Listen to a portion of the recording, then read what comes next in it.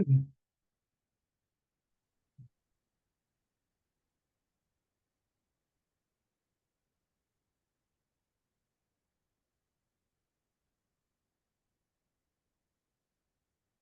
Mr. Marshall. Let's see, you have a quorum of the board. Mr. Malloy is with us tonight in the house. The attendees are coming on in. Amherst Media is here with us. You are the co-host of this meeting. I'll let you say what time it is, but I think we're good to go. All right, thank you, Pam. You're welcome. Welcome to the Amherst Planning Board meeting of October 8th, 2025. My name is Doug Marshall, and as chair of the Amherst Planning Board, I am calling this meeting to order at 6:35 p.m. This meeting is being recorded and is available live stream via Amherst Media. Minutes are being taken. Pursuant to Chapter 20 of the Acts of 2021, extended by Chapter 2 of the Acts of 2023, and further extended by Chapter 2 of the Acts of 2025, this Planning Board meeting will be conducted via remote means using the Zoom platform. The Zoom meeting link is available on the meeting agenda, posted on the town website's calendar listing for this meeting, or go to the Planning Board webpage and click on the most recent agenda, where the Zoom link is listed at the top of the page. No in-person attendance of the public is permitted. However, every effort will be made to ensure the public can access the meeting in real time via technological means. In the event public access is disrupted for reasons of economic hardship or despite our best efforts, we will post an audio or video recording, transcript, or other comprehensive record of proceedings as soon as possible after the meeting on the town's website. Board members, I will take a roll call. When I call your name, unmute yourself, answer affirmatively, and return to mute. Bruce Colden. I am here.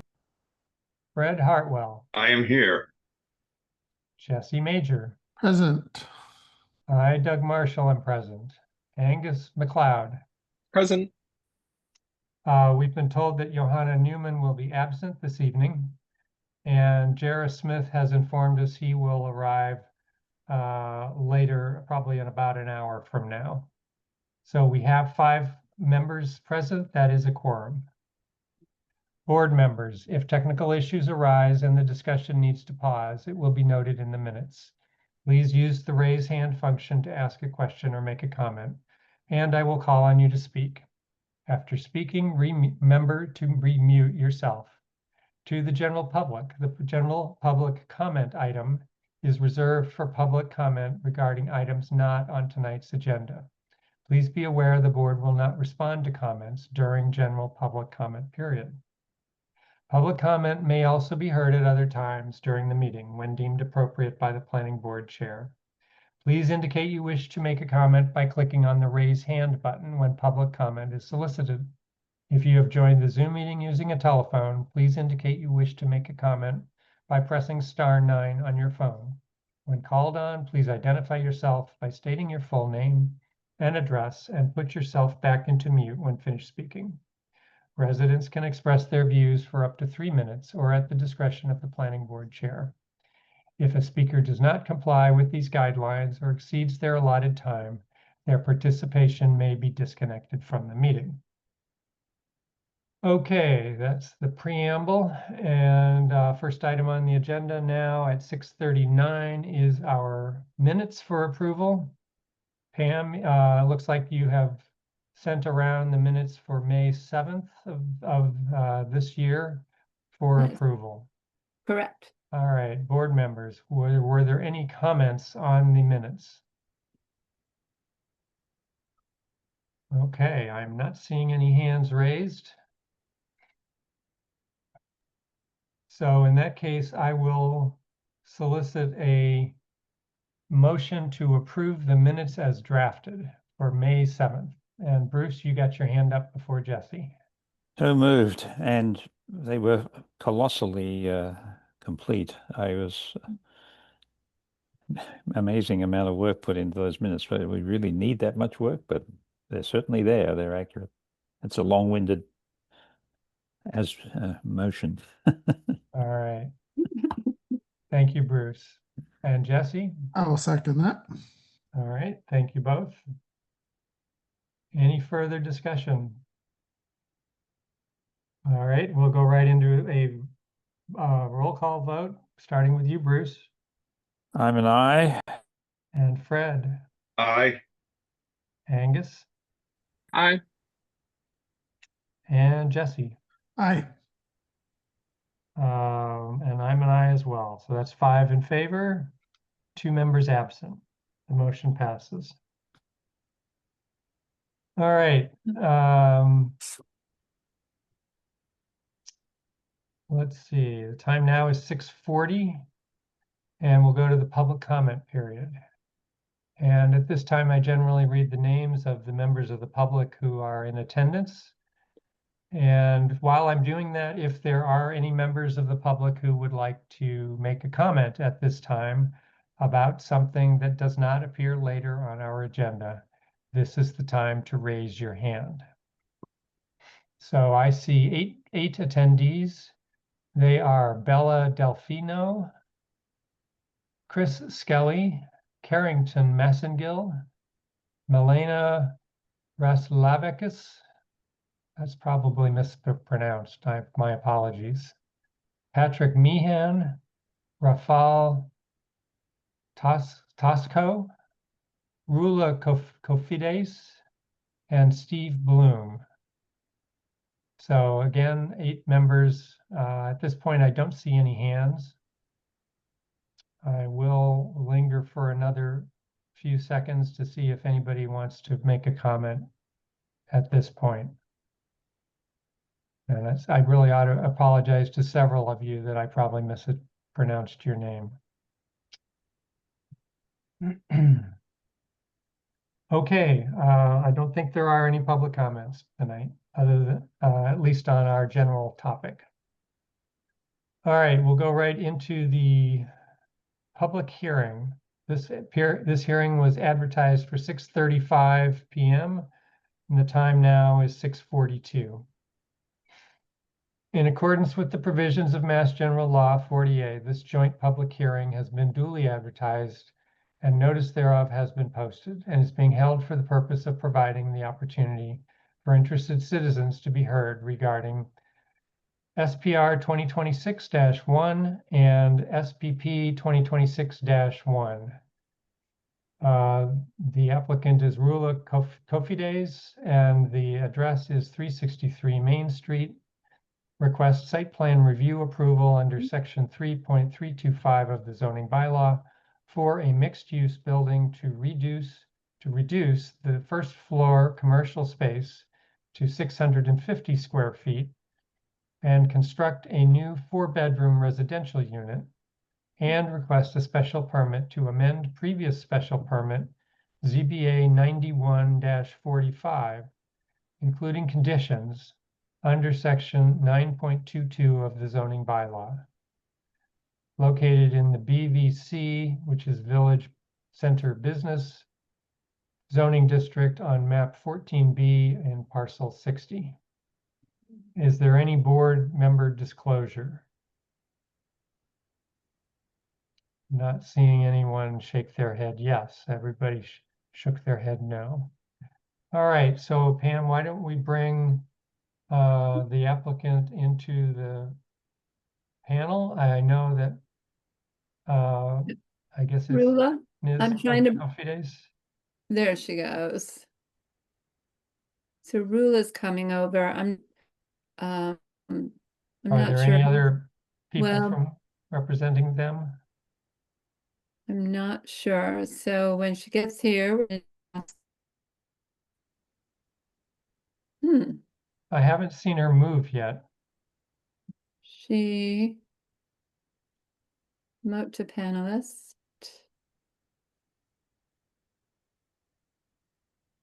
Nate, Yeah, so just quickly, Rula and anyone here, you're an attendee now, and then we'll ask you to be promoted to panelist. And I just tried as well. You might get a little pop-up window asking Do you want me to try it? Or we could just allow them to talk, Pam, I guess, if that's not working. you tried it too, Nate? Oh, I here did. Rula is declining. Oh, there's a hand raised. All right, so there's a hand from Nick Kofidis' phone. So, hello, Nick, or Rula. It's Rula Kofidis. Hi. My computer froze and I'm back on my cell phone. Can you hear me? Yes, we We can. can. Welcome. Hello. So I missed part of it because my phone is going in and out. I don't know why. And my computer is going in and out. Hello? Hello. Hi, Rula. Hi. Rula, are there other people here to support you with your presentation? Yes, Patrick Meehan is there and Rafal Tosco as well. Okay, I'm going to try to promote them.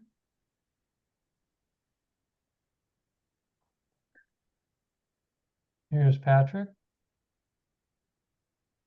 Hey, good evening, everyone. How we doing? It's Patrick Meehan with Maroy Construction. Welcome, Patrick. Thank you.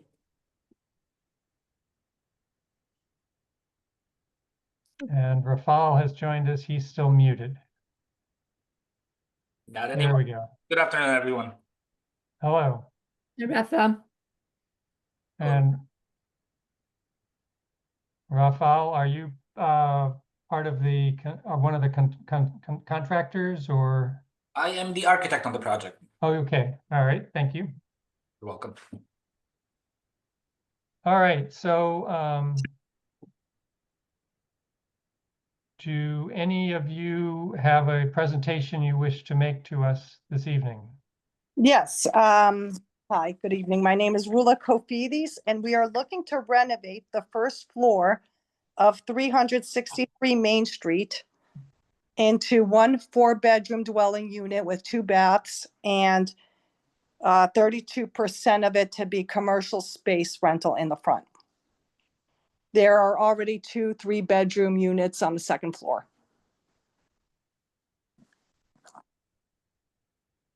Okay. Are there any, do you want to present any of the graphic materials that were in the packet, or any other graphic materials, or not? What material? With the site plan and everything, the design plan has been emailed over to the planning board. Yeah, all that stuff. We often show that kind of thing at our public hearings. Yes. Rilla, if you'd like, I have it readily available. I can Sure. share. Please. Okay. All right, please let me know once you see it. We can see it. Let's see. As Rola mentioned, all of the material was previously distributed to the board. Here in orange, we have the outline of the existing building. The outline of the renovation does not include any exterior additions, so we are staying within the footprint of the building.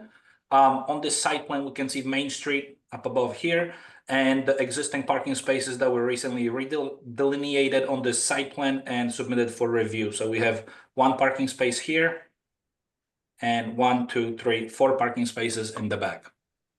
Rua, is there anything else you wanted to add to the site plan information? Nope.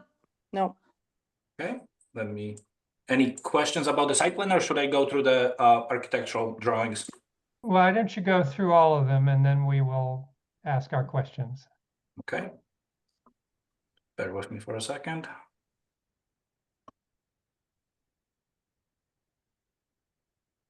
So we have the existing condition drawings. Again, the first floor is currently all commercial space with a pizza restaurant out front and support spaces in the back. There's means of egress for the apartments up above, being this staircase here, this staircase in the middle, which is accessed through this door, and this staircase over here going up to the apartment. Here's the footprint or the plan of the 2 apartments on the second floor, 1 over here and 1 over here, and those are both 3-bedroom apartments. Existing elevations. Front of the building facing Main Street, that's the side elevation facing the parking lot.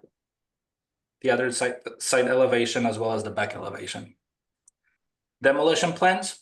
So we are basically almost gutting the entire first floor, except for the staircases going up to the second floor. Second floor does not include any improvements or renovations. Again, demolition elevations, we are providing one new door in this location and filling in an existing door in this location here. The front of the building remains as is with the existing door and existing openings as well as existing lights. We are removing and replacing some of the mechanical equipment associated with the kitchen on the first floor.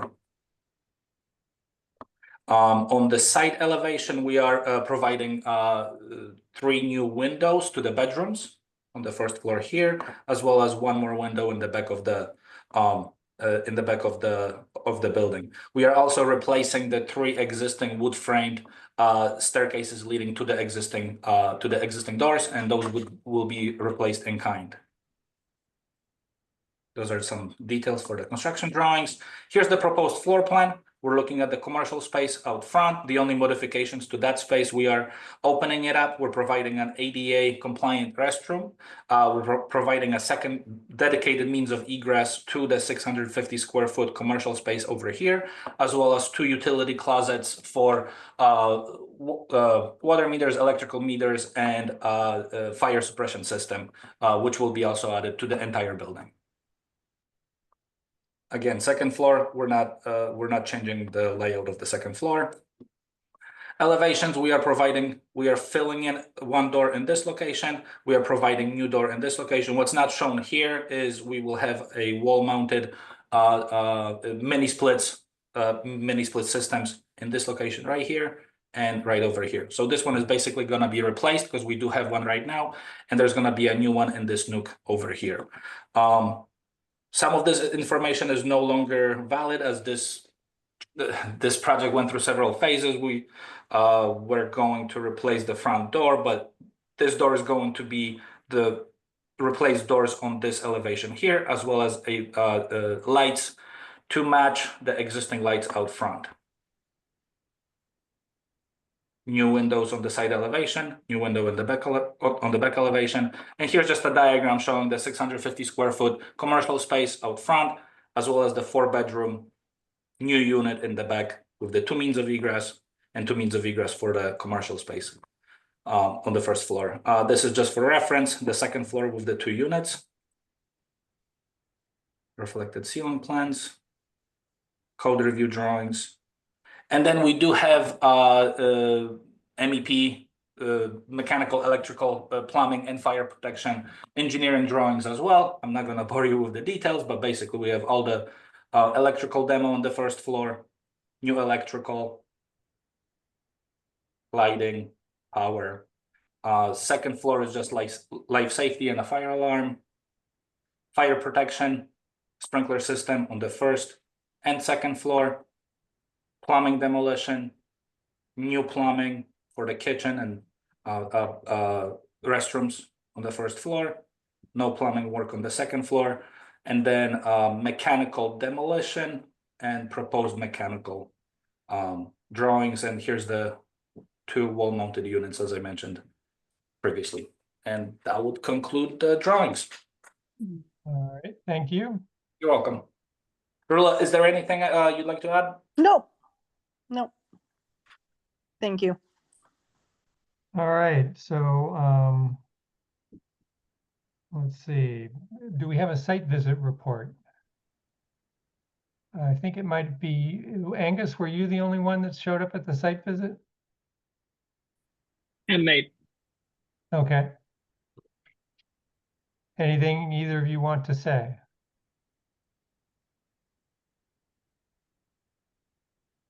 You want to go first, Nate? I mean, I submitted something to the board. I think at the site visit, we had asked about the gooseneck lights on the front, and they were confirmed to remain. There are small existing wall pack lights down mounted, downcast on the corners of the building. They're going to remain. There's ample space in the parking lot to access the spaces. So on the site plan, it's kind of hard to see, but when you're there, the number 5 parking space, a car can maneuver in and out of it. And then at the rear of the building, they're proposing maybe additional screening for the trash. It says here in green.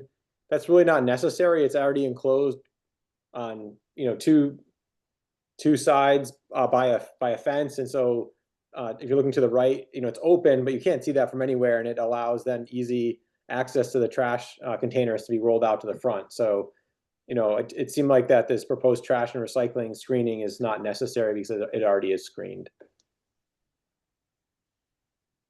That's All what I. right, so am I right? There's no change to the exterior lighting?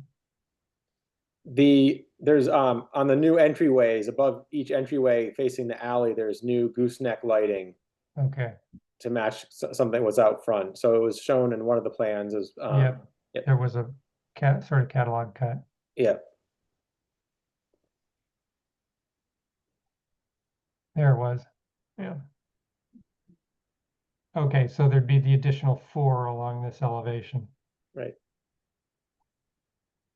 All right, anything else on the site visit? We were curious about mini splits, but the presentation just covered that. Okay. All right. I don't remember if I asked about it, if there was any board disclosure, so I assume You did. I did not, so No, is you there any did. disclosure that anybody wants to make? All right. All right, so we're now ready for questions from the board. And although it's not a question, I'll just start and say that I'm glad to see all the drawings. It's a very clear presentation, and I wish all of our applicants showed up with this level of detail. Thank you. Thank you. Board members, questions? Any questions at all? Bruce? Doug, I agree with you. A very clear presentation, and Raphael, you went through a very large amount of drawings very quickly, which was good, because you're right, these had been presented, but it was nice to have it brought to the public. My question is not really for the applicant, it's for Nate. I'm sure there's a reason, but I couldn't help being a little confused when I looked at the applications where there is a change to a special permit issued by the zoning board, and I don't understand why we are, as a planning board, supervising deliberations on the change to a special permit issued by the zoning board. Am I misunderstanding something here? But that I couldn't make head and tail of that particular first or second sentence in the initial application.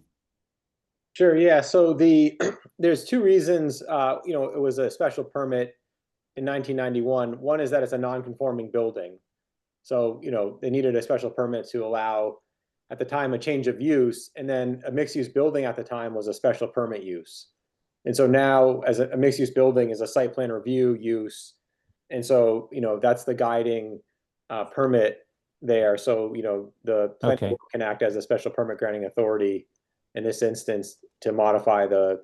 Understood. That's yeah, I guess I could have guessed that, but I didn't. Thank you. That helps anybody else who might be similarly confused.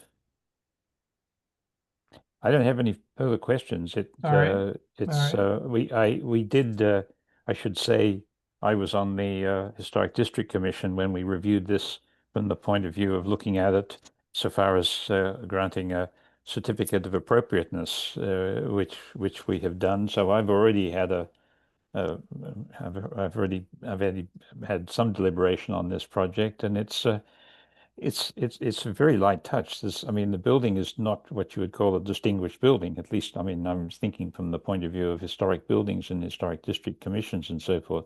But it's in the district, and what's being done is having very little effect on the building. Essentially it's a change of use, and almost everything's happening inside. So I think that's why I really don't have a lot to say from a planning board point of view here. I can't think of anything that I'm curious about that I'm not prepared to, that I don't already have an answer and feel positively disposed. All right, thank you, Bruce.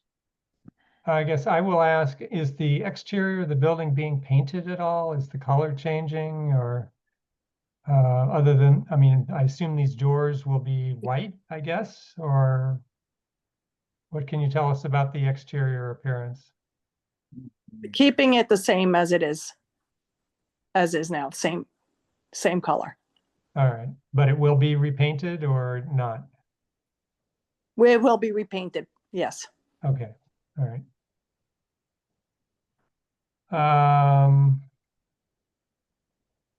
All right, well then, why don't I just ask if the public wants to make any comments at this hearing? This is a time for members of the public to weigh in with their thoughts about this project.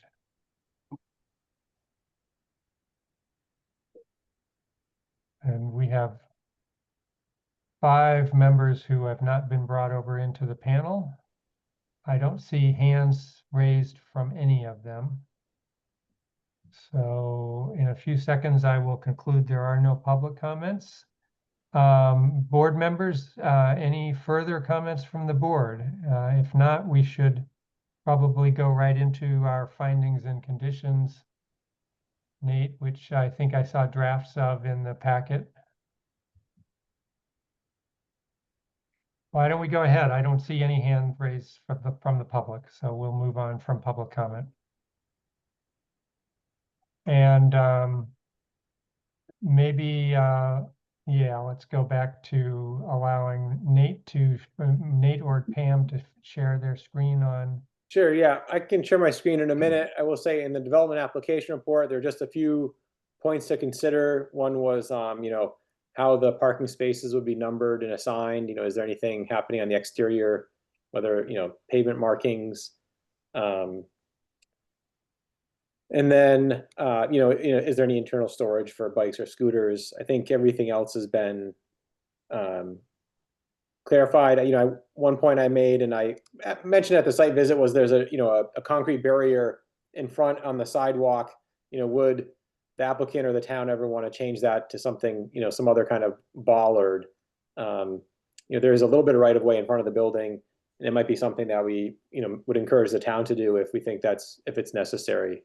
But this building is directly or opposite Triangle Street on the downhill side, and in the past it has been clipped by a car if it loses control coming down Triangle Street. So what's there now is really a safety measure.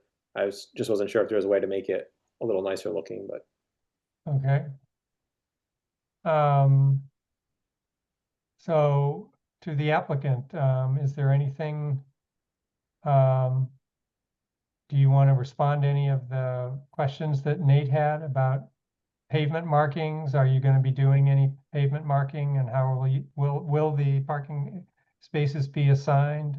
The parking spaces, yes, they'll be marked, they'll be painted in the back, the parking spots. And I wasn't planning on assigning them because it's just one space per apartment. Depending on their size of the vehicle and what would work at the time. We could figure out who would go where. And Okay. All right, thank you. Nate, what was your second item? Was it? Jersey barrier. The Jersey barrier, and then, interior storage for bikes or. Oh, the Jersey barrier, we're thinking maybe The BID. working with the BID and asking them if maybe they could help, put a planter there. Or putting, like they have in front of Amherst Coffee. All right, so that is something that you were thinking the town would take care of, and that you'd work with them on that. Yes. All right. Nate, do you think that Jersey barrier is a town installation and property? It is, yeah. Public Works put it there. Rule, I like the idea of the business improvement district to see if they would have something they could also use. I think it is necessary to have something there, and so I wouldn't want it to be removed unless there was something that was capable of providing the same safety for the sidewalk and the building. Right. All right. Is that something we might want to put in as a condition? Yeah, it might be in the right of way, so it's hard to Yeah, if it's a town property in the town right away, it's not something we should make as a condition on this Right. private owner. Right. Yeah, it's hard to say exactly where the property line is. It's in that location. I didn't, it wasn't clear on the survey where exactly, that ended. Okay. They didn't show it, for instance, on the Main Street side, but Mhm. Bruce, I see your hand. Yes, I looked through, and as usual, I marked the issues to consider in the development application report, but I didn't see anything there that seemed to not already be asked or answered. The piece about is there sufficient internal storage for bikes? I thought that's really not for us to answer, because we know from previous projects that people frequently renters frequently take their bikes inside, particularly if they're valuable. And even if there is storage outside, it's not so much intended to be used. So it doesn't seem to be any storage outside. And if people choose or do not choose to take bikes inside, I didn't think it is our business, and we have no idea whether there's internal storage, because that is truly up to the person who decides to put a bike in their bedroom or not. And about the property manager, I was wondering, I didn't know that we needed, but I will see whether my colleagues agree that when you've only got 3 units, a property manager is typically somebody who's at the end of a phone. And I don't know that I would expect that we would have anything more than that. But that was my take on the development report. Other things have been answered. Okay, thank you, Bruce. I will note that Jara has joined us, I believe 1 minute ago at 7:06. Anyone else have any comments or questions about this proposal? All right, Jara, I'll just call you out. We're not finding much to talk about on this site plan review and special permit application. So there were no public comments, and there were very few comments from the board. In that case, Nate, would it make sense to show the findings and follow that with the conditions?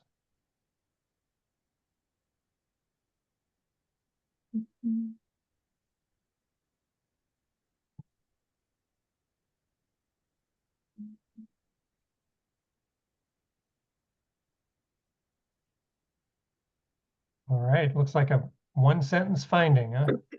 yeah, I agree. The development application report had some questions or considerations, and doesn't seem like there's a lot. So there's a simple finding. There's, I don't know, a dozen conditions. I think the last one, the bollard piece, we can remove it. It was just an idea. I don't know if we have to make it a shall. Everything else is, follows along the development application report. So we can go through those, but. Often there's a bunch of sort of boilerplate conditions about construction. Yeah, I mean, we have right here the substantial changes to the project. The project shall be built substantially in accordance with the plans. Yeah, I'm thinking of the conditions that often get into, what hours they work and. Yeah, to me, this is a really small. Compared to some other larger projects, this is all internal work, and so I didn't. We could add something about hours of work, but it seems like as part of the building permit, it's listed there. Okay, yeah, I've always thought that all that stuff was kind of superfluous, and that it could just show up in our job bylaw or something. So Right. I'm fine not having it. I'm just surprised not to see it. Yeah. All right, so we usually read through these, and are you prepared to do that, or do you think we don't need to? Yeah, I just would say, if the plans are revised, just to have one of the sets showed that the gooseneck lights on the front were going to be removed, and then the plans today didn't. So if there's the final plan set, just, we can make sure there's the correct date there, or have them mailed to, emailed to staff. So, we were saying that this, site plan review, along with the special permit, modify the ZBA permit 1991-45, and that the new survey is, now the new site plan for the property. And so that's, so there's plans from 91 that'll be superseded. The project will be built substantially in accordance with the plan submitted to the board and approved this evening. So there's the architectural plan set, and then the survey. Substantial changes would come back to the board for their review. And then we say the purpose of the submittal shall be for the board to determine or to approve the change or determine if the changes are de minimis or significant enough to require modification of the site plan review. The permit expires within 2 years. All work would be done within 2 years, 24 months. They could get an extension if necessary. The use of the property, number 6, shall be a mixed-use building in accordance with section 3.325 of the bylaw. Include 3 dwelling units, 1 on the ground floor and 2 above, and 1 non-residential space of 650 square feet, representing 32% of the gross floor area. We delineate the bedroom sizes, just to confirm that: 1 4-bedroom, 2 bath on the first floor, and 2 3-bedroom, 1 bath on the second floor. Right now, for this condition 8, there shall be no more than 5 cars parking on the property.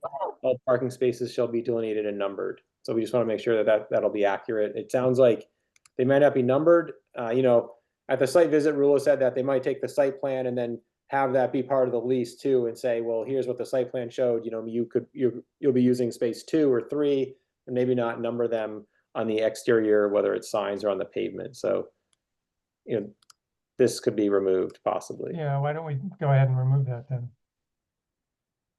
Parking space number 1, shown along the alley, shall be at least 18 inches from the entryways and delineated with pavement markings. I think that's important. So there's, a nook where there's going to be a new entry proposed, and there's an existing entry and electrical meters, and there is plenty of space for the parking, but it can't get so close to the building that it impedes access to the entries. Trash and recycling will be kept in the containers at the rear of the property. I have this here, whether or not this is necessary. Containers shall be returned to the storage area promptly after they are emptied by the waste hauler. So, the containers will be brought all the way to the street, and then the tenants have to then bring them back. And so, if we like this statement, can keep it or modify it. All exterior lighting will be downcast and shielded. And then the applicant shall install bollards in the front of the building along Main Street. And again, this could be, softened or changed or removed. So number 10, I think I would change the word promptly to within 24 hours. All right. Just if I'm a tenant and I'm at work during the day when they take the trash. Right. Yeah, I think, promptly would mean what? A day, 2 days? What does promptly mean? 2 hours? Well, something like that, No, I think this is better to have like an actual metric. Yeah, and nobody knows exactly when the waste hauler showed up. We know what day it was, so that you've really probably got 36 hours by the time it. Right. Anyway, and then the last one. Well, I see Bruce's hand. Go ahead, Bruce. I was going to suggest that we say, to the extent that the Jersey barrier intrudes upon the applicant's property, the applicant shall work with the town to install bollards or suitable or similar in front of the building. In other words, we can fold in the fact that unless at least some part of the concrete barrier is on the applicant's land, we can't obligate them to do anything about this. And the applicant has suggested something other than bollards, which seems to be an agreeable solution, planter box. So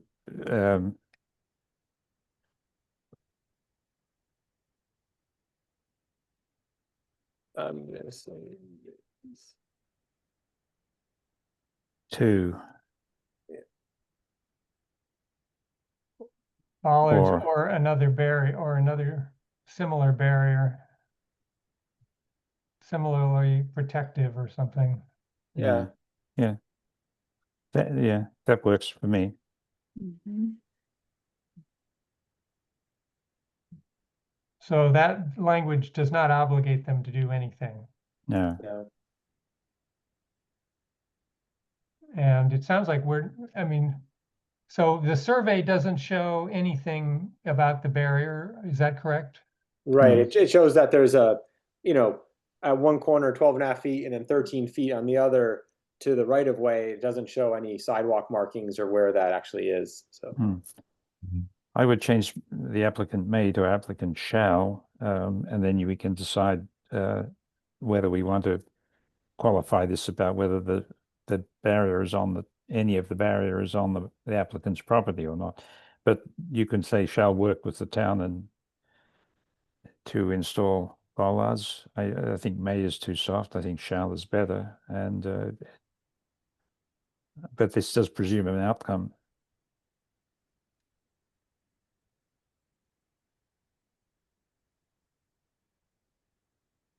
I'm going to call Fred. Do you have a comment about this particular condition? No, I have something about trash, but I'll wait until we get off Okay, the all barrier. right, all right. Well, does anybody else have a feeling about this? I'm feeling like I'm disappointed that we don't know where this bollard or where the Jersey barrier is and whether it's on private property or public property. And so I'm having a hard time feeling like I can Right on the curb. that like I should obligate the owner to do anything if it's not on their property. Jesse? Yeah, I was gonna say the same thing. I mean, this is It's pretty close. conditions. I'm Sorry, sorry, Nick, what did you say? Yes, hi. I wanted to say it's below the curb. So I think it's town property. So you're saying it's on the pavement of the roadway?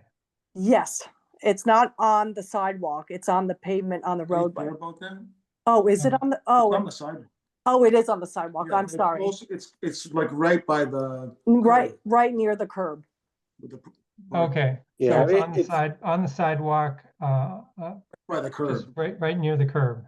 Yeah. Okay, yeah, I mean, I think 12 is right. It's we could call it it's not, a obligatory condition, but I think, the applicants mentioned an intention and we could continue to work with them to see if it's possible. I don't. Well, If that want means to- we don't or if need we the want to say condition. shall here, we could change may to shall. I don't, it's up to the board.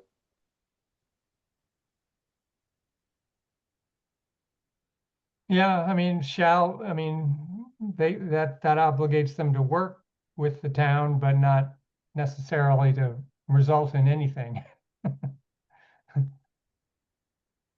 yeah, All right, well, if I can finish my sentence, I agree with what you said before, Doug. If we're not sure they're responsible for it, I don't know why we put it in this document. yeah. Are there any board members who particularly want it in our conditions? Well, if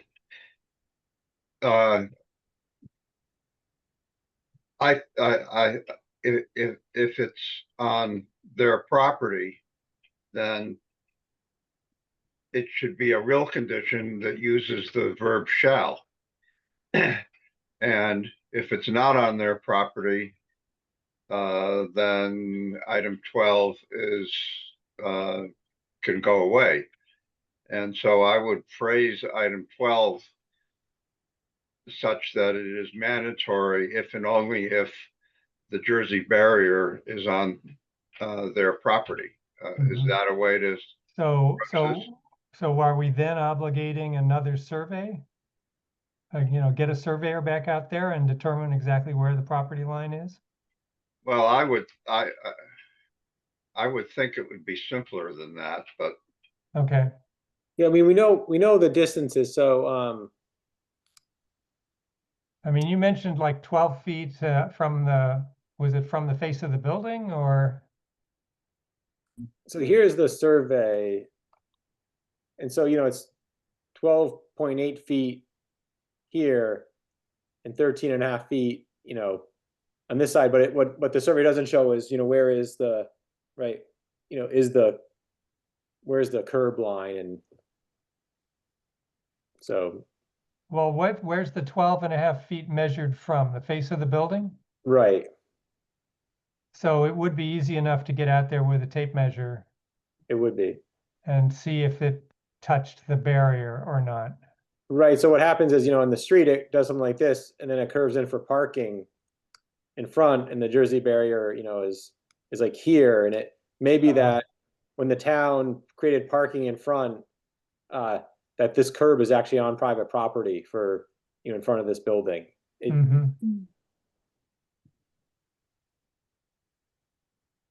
Okay, well, let's see. Fred, I'm going to assume you're still waiting to talk about trash. So Angus, do you have anything to talk about this? Yeah, I mean, I think this doesn't seem like the most important thing for us to be focusing on this property. I think that the owner has expressed an interest in working with the business improvement district, and it's not going to happen without town or business improvement district involvement. And now it's on the town planning department's radar. So I think this is something that, we could work on down the road, but it doesn't seem necessary to attach as a condition for this property. Okay, so that's at least three people who've expressed a desire to just remove the condition. Anybody object to removing it? Oh, going once, going twice. All right. Nate? Sounds like we'll take it away. All right. Fred, you had a comment on another topic. Yeah, on trash. Most of the trash hauling services, I think, offer something. I know my trash hauler, which I think may be the same one that they use, offers driveway service for a little more money, which I always subscribe to. And they back or position a trash truck near it, and then their employees go out and up the driveway and roll the trash bins out to the truck, dump it, and then return the trash bins to the point of origination. And this is not an owner's charge, and I think it's practical, and it might be a way to approach this. All right, that's a good suggestion. Yeah, so the condition doesn't say who would return them. Right, I think In the management plan, they said the tenants, but it could be anyone at this point. Right, the language wouldn't need to change if they decided to do that. Rula, I saw your hand for a moment. Yes, yes. I had asked Republic Services about that. They told me that they do not that their drivers do not go out to get the trash. Okay. And have you had good luck with your tenants returning the toters to their storage location? Yes. Okay.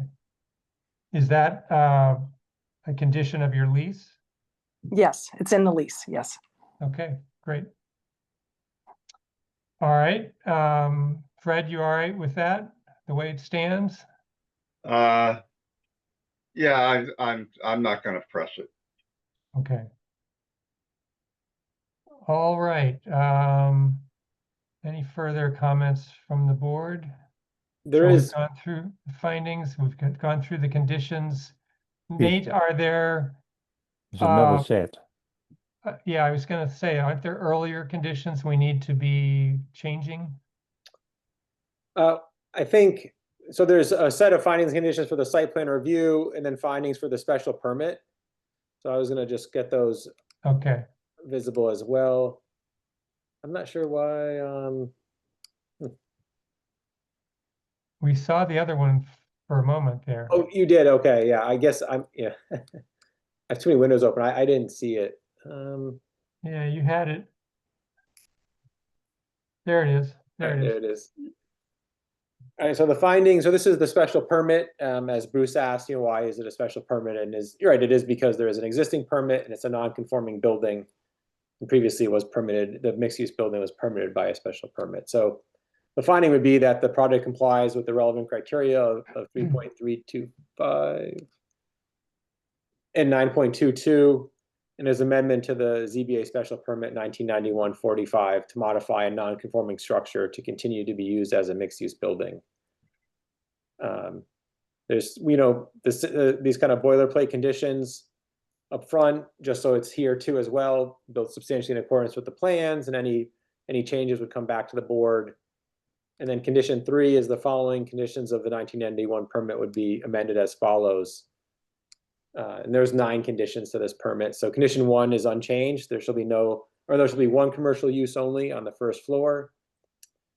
Condition 2 has been modified, so the number of cars parked in the rear of the parking lot shall be limited to 4, and 1 parking space shall be located next to the building in the alley, which will not block vehicular access to the rear parking area or block the entrance into the building.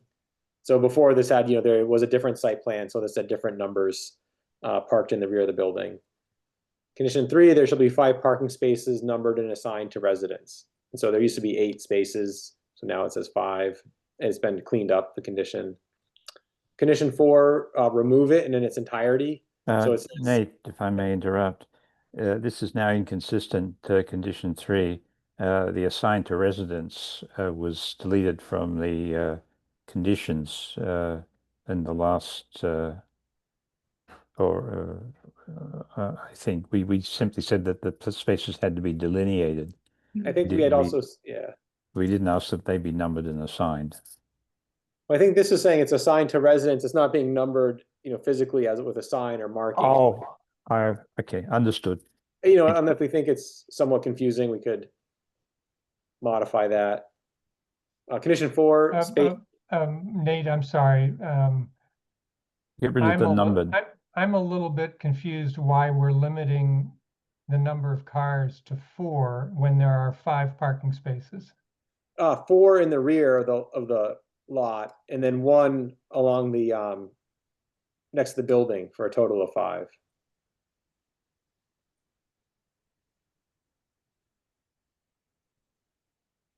So condition 2, does it control the number of parking spaces in the rear of the building or the number of cars that are parked in the rear of the building? We could parking spaces, right? So I think that would be clearer. Yeah.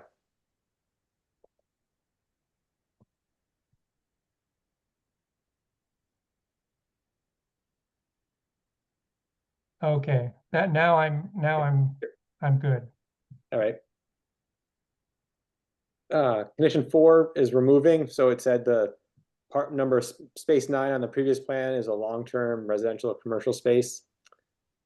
Condition 5, a copy of the rental agreement for residential tenants indicating that 5 cars may be parked shall be on file with the planning department. So we'd asked, typically we used to ask for some agreements. We could remove it or keep this. We asked for a copy as part of this application of the rental agreement. Condition 6, to remove it, saying that they'd have an agreement next door with which was Fenton's to allow the shared driveway. So that's something usually between private properties, and it's been allowed for a number of years. Number 7, there's no change, so no trucks in the parking area with the exception of the trash hauler. Remove condition 8, that the upper story windows on the west side be translucent, and remove number 9, that the second story apartments shall be built according to the plans approved in 1991. So that's now changed. So for condition 7, if they have a tenant who drives a Ford Maverick little pickup truck, are they allowed to park here or not? That's a good question. Is that just a passenger vehicle?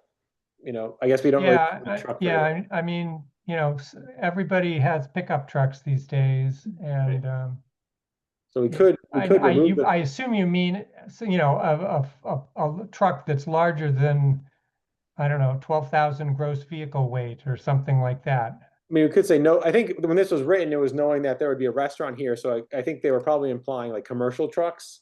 I'm not sure it's even necessary. You know, we could Yeah, qualify and say no. is there a life safety potential risk if there's a truck parked and the fire department can't get past or something?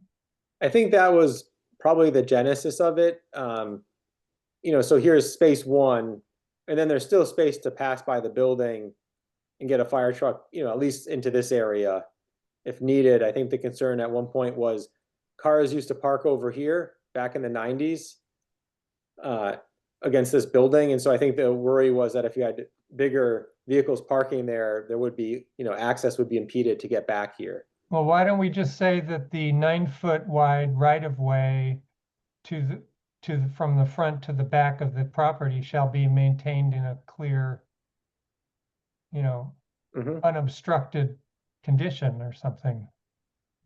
Right. So we don't care what kind of vehicle it is that's in the way. Yeah. Fred and then Angus. Yeah, condition 3, I think, can be simply deleted now. Yeah, because condition 2 covers it, I think.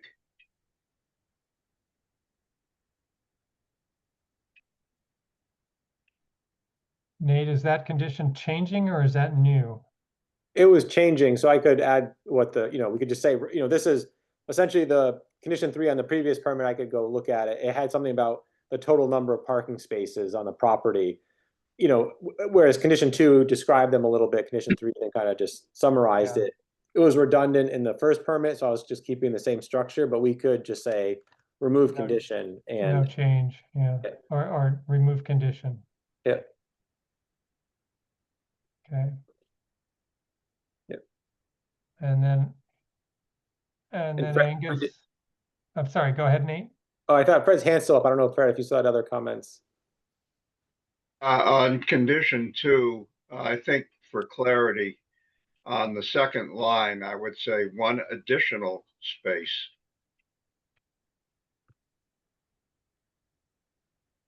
All right. And then you can say these, maybe with a separate sentence, these spaces shall not block vehicular act, or this space. Oh yeah, the space on the side of the building shall not block vehicular access. Right.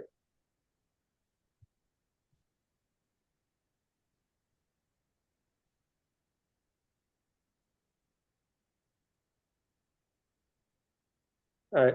Doug, if I could interrupt, you could simply make that easier by saying which shall not.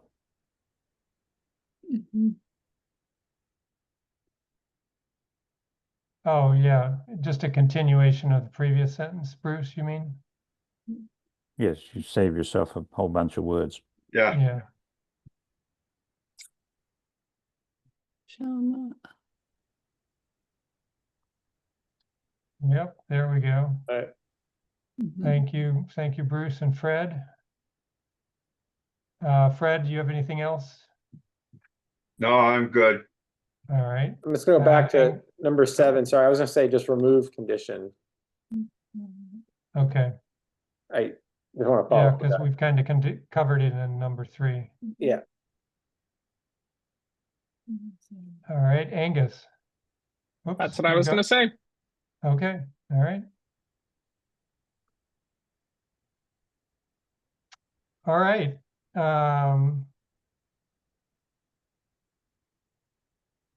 So that's the special permit findings and conditions. And I assume, Nate, you'll go ahead and put in the original language on these remove condition.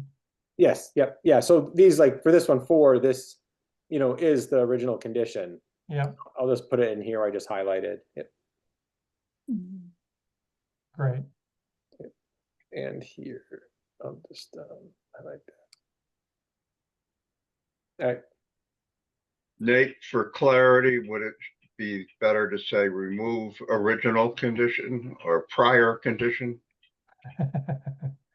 Well, above it says here, sorry, the following conditions of the permit Oh. shall be amended. Never mind. All right, Bruce. I was going to move approval. Mm. All right, so we would have the finding, we have the site plan, and we have the special permit. We need to approve the findings. We need to approve the conditions, and we And need to close the public the hearing, joint public hearing. the joint public hearing. So moved. All right, Angus. Second. All right. Any further comments? All right. All right, we'll go ahead and vote. This time starting with Jara. Could we, given my late arrival, could we perhaps vote in the other direction? Oh, sure. Thank you. We'll start with Bruce. I'm an aye. Thank you. Fred, Aye. Angus, Aye. Jesse, Aye. Jara, Aye. and I'm an aye as well. That's 6 in favor, 1 absent. The motion carries. The hearing is closed. The 2 permits are approved.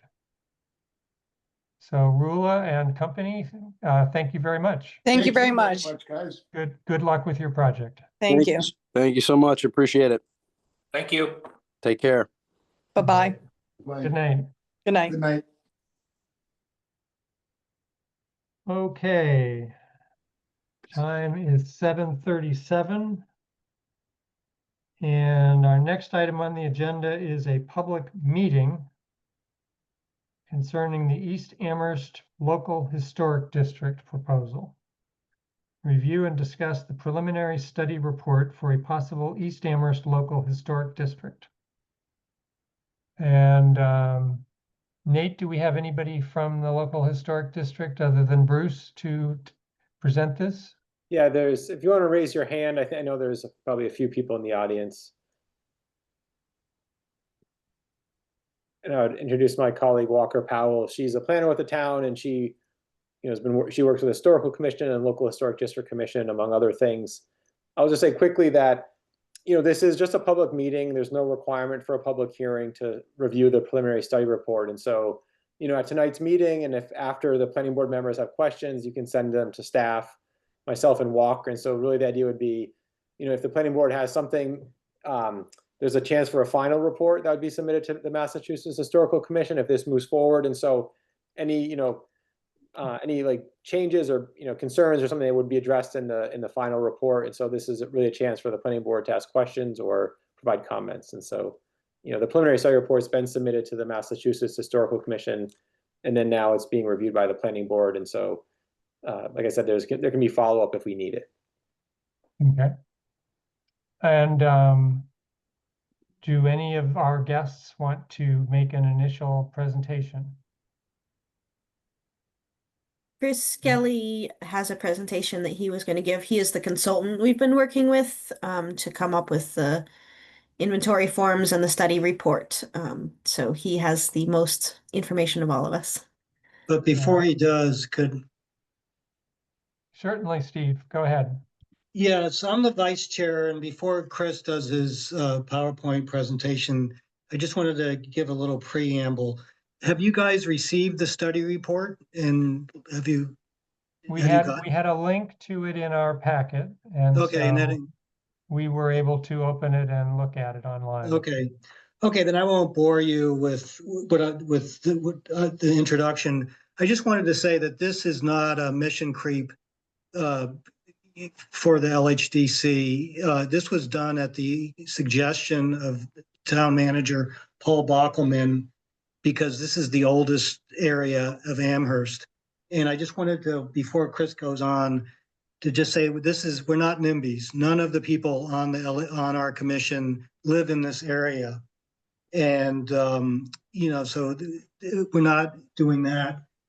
And when Chris does his report, there's one structure that is our poster child for how an LHD should work. And I'll rejoin the conversation at that time. And so with that, I'll let Chris take the floor, please. Okay, thank you very much. Go ahead, Chris. All right, thank you very much. I'm going to try to share screen here.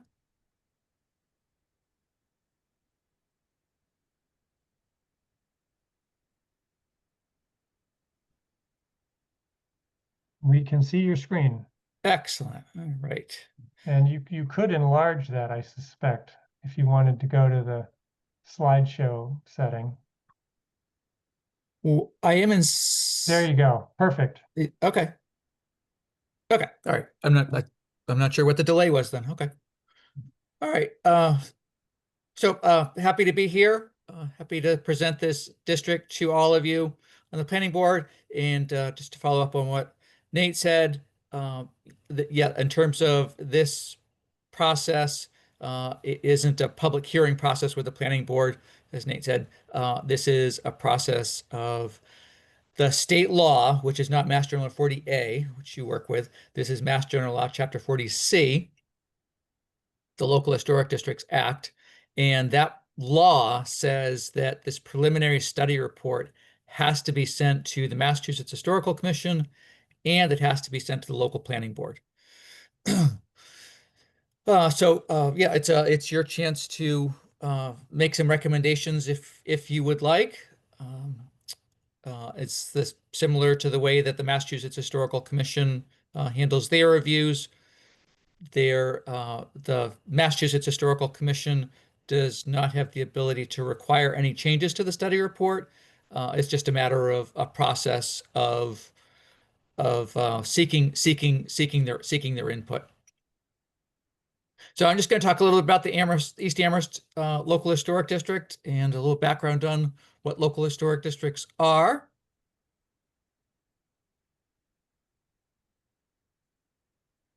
So East Amherst is currently on the National Register of Historic Places. So right now it's already a National Register district, also known as a historic district.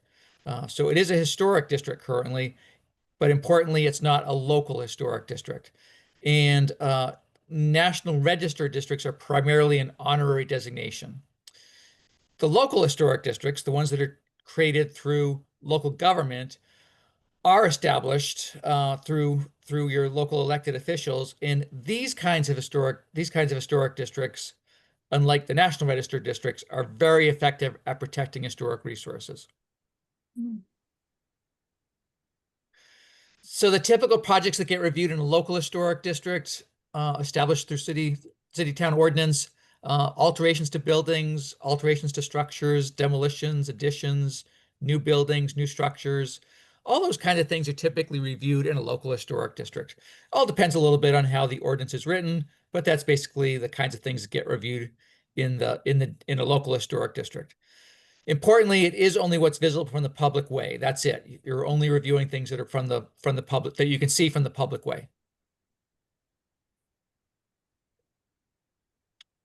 There's already 2 local historic districts in Amherst, the Dickinson Local Historic District, and then the North Prospect Lincoln Sunset Local Historic District. So other areas of Amherst, such as East Amherst, have very, very little protection from alterations, demolitions, and incompatible development. The town has a demolition delay ordinance, but these properties outside of these districts are really not well protected at all.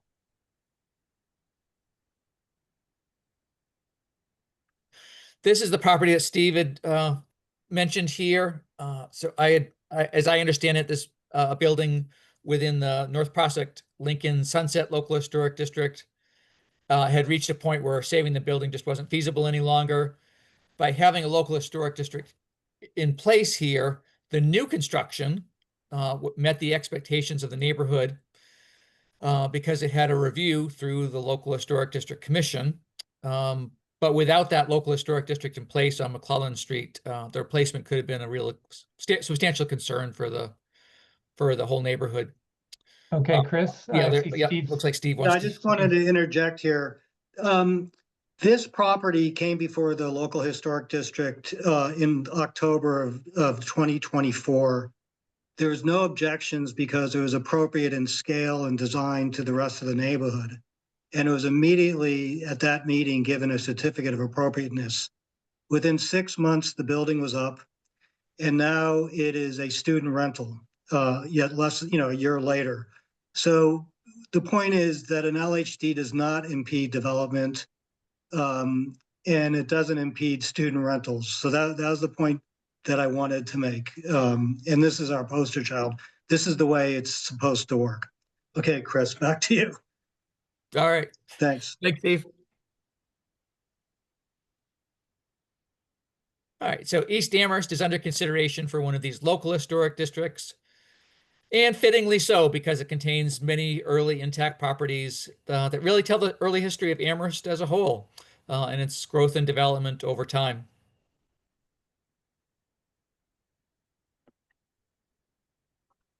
My role as the consultant on this project was to do a lot of the updating the research on properties within the district. So basically the research that was done on these properties in the area in the past was done in the 1980s. So well over 40 years old now, well out of date. Lots of times information is missing, as you can see right here. Second page about architectural significance or historical significance. This form here on this property done in 1982, that information is completely missing entirely. So other examples of this where it's just very minimal description of the historical narrative and maybe little or no description of the architectural significance as well. So my role was to try to update a lot of the background information here. So to come up with updates of these forms where you're putting in a better up-to-date photograph, better map, better information in terms of historic names and dates of construction, things like that.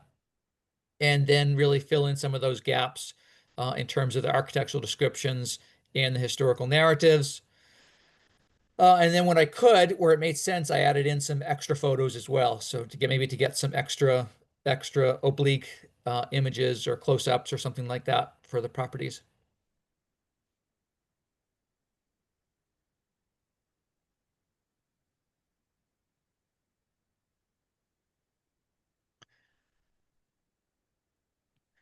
So I did this by going through the deeds as much as I could. So wherever it was manageable to research the deeds, I would do that. And deeds can be pretty amazing to look through and see that record of ownership. Really interesting in terms of some of the descriptions of the properties that you see, some of the talk about the water access and the springs that were there, how they were accessing drinking water.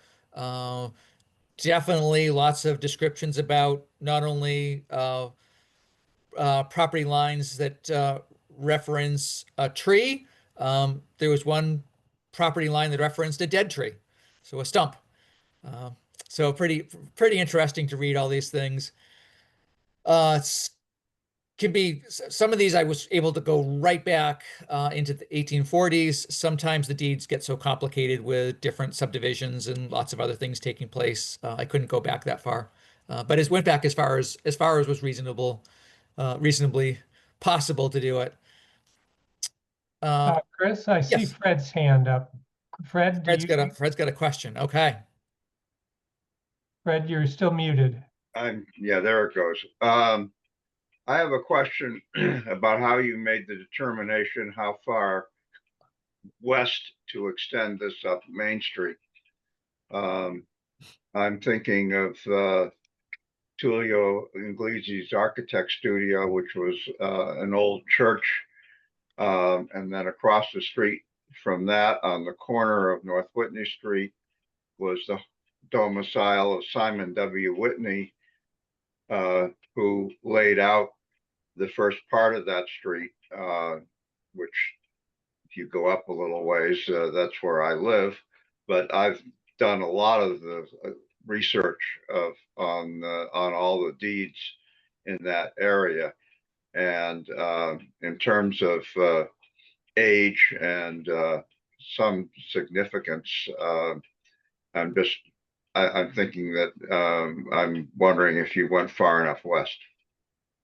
Okay, yeah, that's a great question. I wonder if we could just take that one at the end, just because it's a general question about the boundary. So well, I think we'll have some time at the end to answer those questions.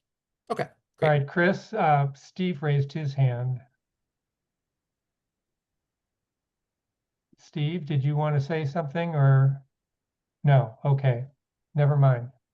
Go ahead, Chris. All right. Let's try to let you finish your presentation and then we'll take questions. Yeah, that sounds good. All right, besides deeds, which are great, but they don't really give you a whole lot of information in terms of the interesting aspects of the property. They trace the ownership, of course, but they don't necessarily trace some of the more interesting aspects of who lived there and what kind of occupations did they have, what kind of lives did they live. Instead of the owner, it's often more interesting to think about all the other people that lived in the house too. So one of the other sources of information of documentary research that we use are these old atlases from the 1800s. So there's one from 1860, I think, for Amherst, and then it's 1873, and that can really help with some of the footprints, dates, and ownership, and also some of the uses that were taking place there. So you might see some of the occupations, businesses, and things that are on these maps. And then there's these things called directories, which are really interesting. I kind of like to think of these as a telephone book before there even were telephones. It's basically a listing of the residents of Amherst, where they lived and what their occupations were. It never really has street addresses and numbers and things like that, because early on they didn't really have that. This early one, this directory right here, is actually from 1869. And so it has an alphabetical list of residents in Amherst, and usually their occupations, and sometimes it'll give you a sense of where they are, at least the street anyway, for their location. So that's great for getting a lot of the occupations there. I also use things like census records, and all kinds of other documentary sources to learn more about the people that lived in these houses.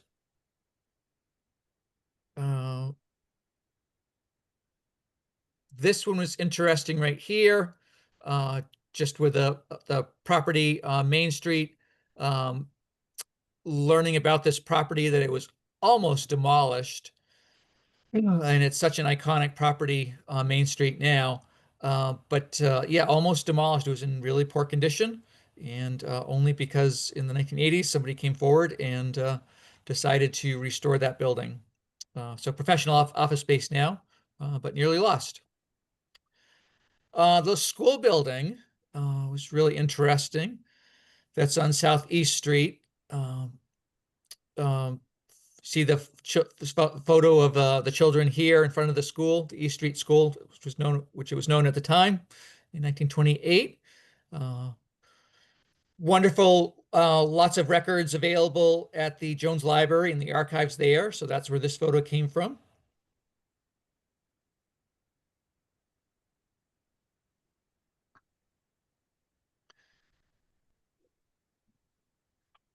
And I would say that the East Amherst section of Amherst is notably significant for its intact collection of buildings and landscapes that convey the early history and development of Amherst. The buildings and landscapes found in East Amherst reflect that commerce, occupations, industries, and institutions that took place during the 18th, 19th, and 20th centuries. And so that's why this area was put on the National Register back in 1986. Several houses in East Amherst actually date from the early Amherst settlement. They include the Noah Dickinson House at 743 Main Street and the Daniel Kellogg House at 76 Northeast Street. And the Noah Dickinson House dates from 1754 and the Daniel Kellogg House from 1758. And just remarkably intact properties there.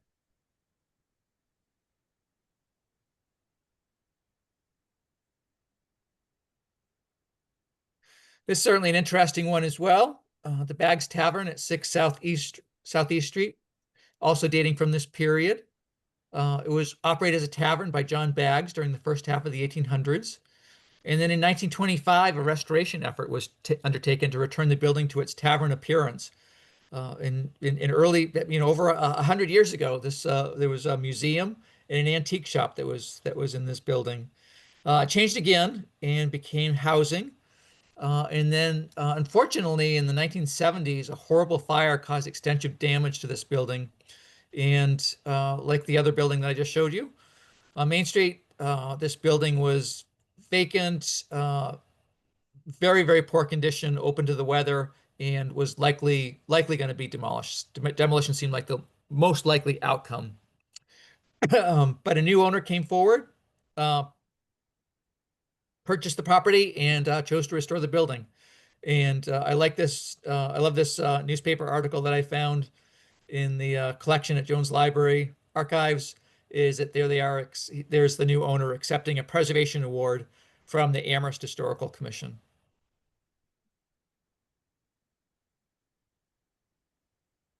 This one right here is the Ebenezer Mattoon House at 58 Southeast Street and dates from 1782. And the building was constructed by Ebenezer Mattoon following his extensive experience in the Revolutionary War.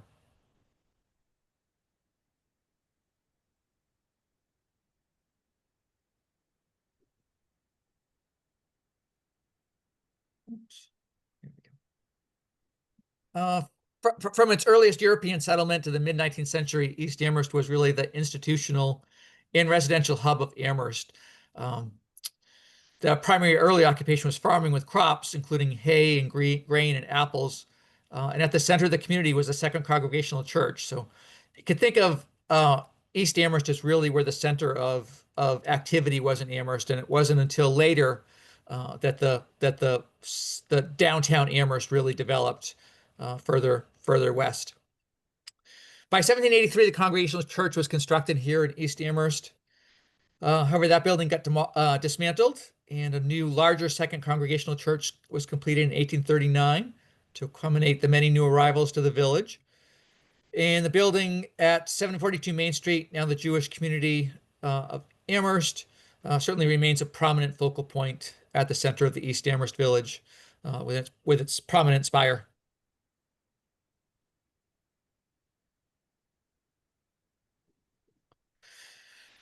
Many homes in East Amherst were constructed during the middle of the 1800s, and really have this style right here. So the area grew in prosperity, especially during that time.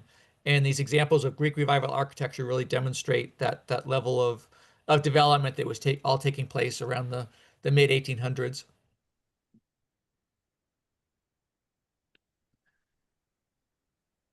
One of the interesting things about East Amherst to me is seeing the distinctions between the homes in Amherst.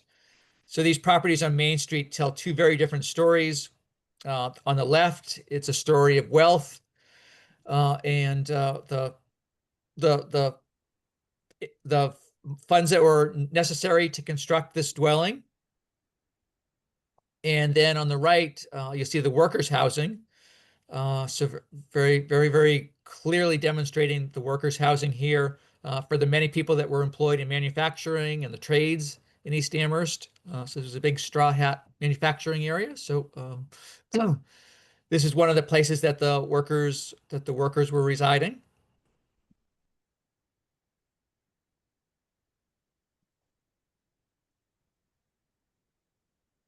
I think in getting to know East Amherst has a particularly impressive collection of brick homes dating from the early 1800s. in mid 1800s. Some of the examples shown here, really excellent, intact examples.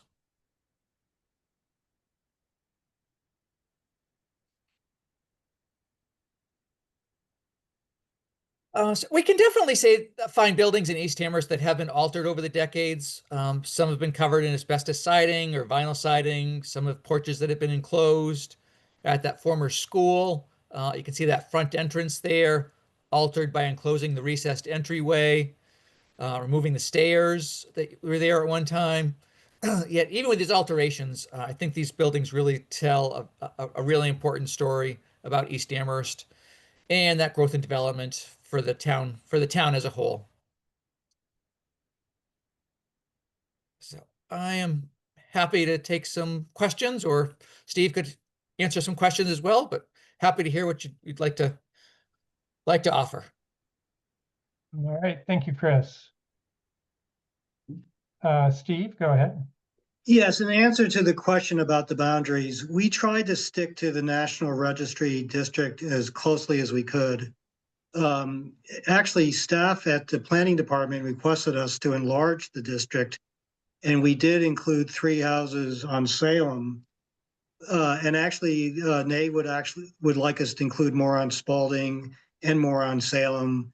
But like I said, in terms of trying to defend the LHD, we tried to, like the Dickinson district is the National Registry District. So we tried to stick as closely as we could to the National Registry District. In terms of, like, you know, we looked at houses on Spalding and on Salem and on Whitney. Those are all, you know, worthy of LHDs, but our feeling is that they could form their, you know, in the future, form their own study committees and create, you know, an additional LHD if that, you know, comes to pass.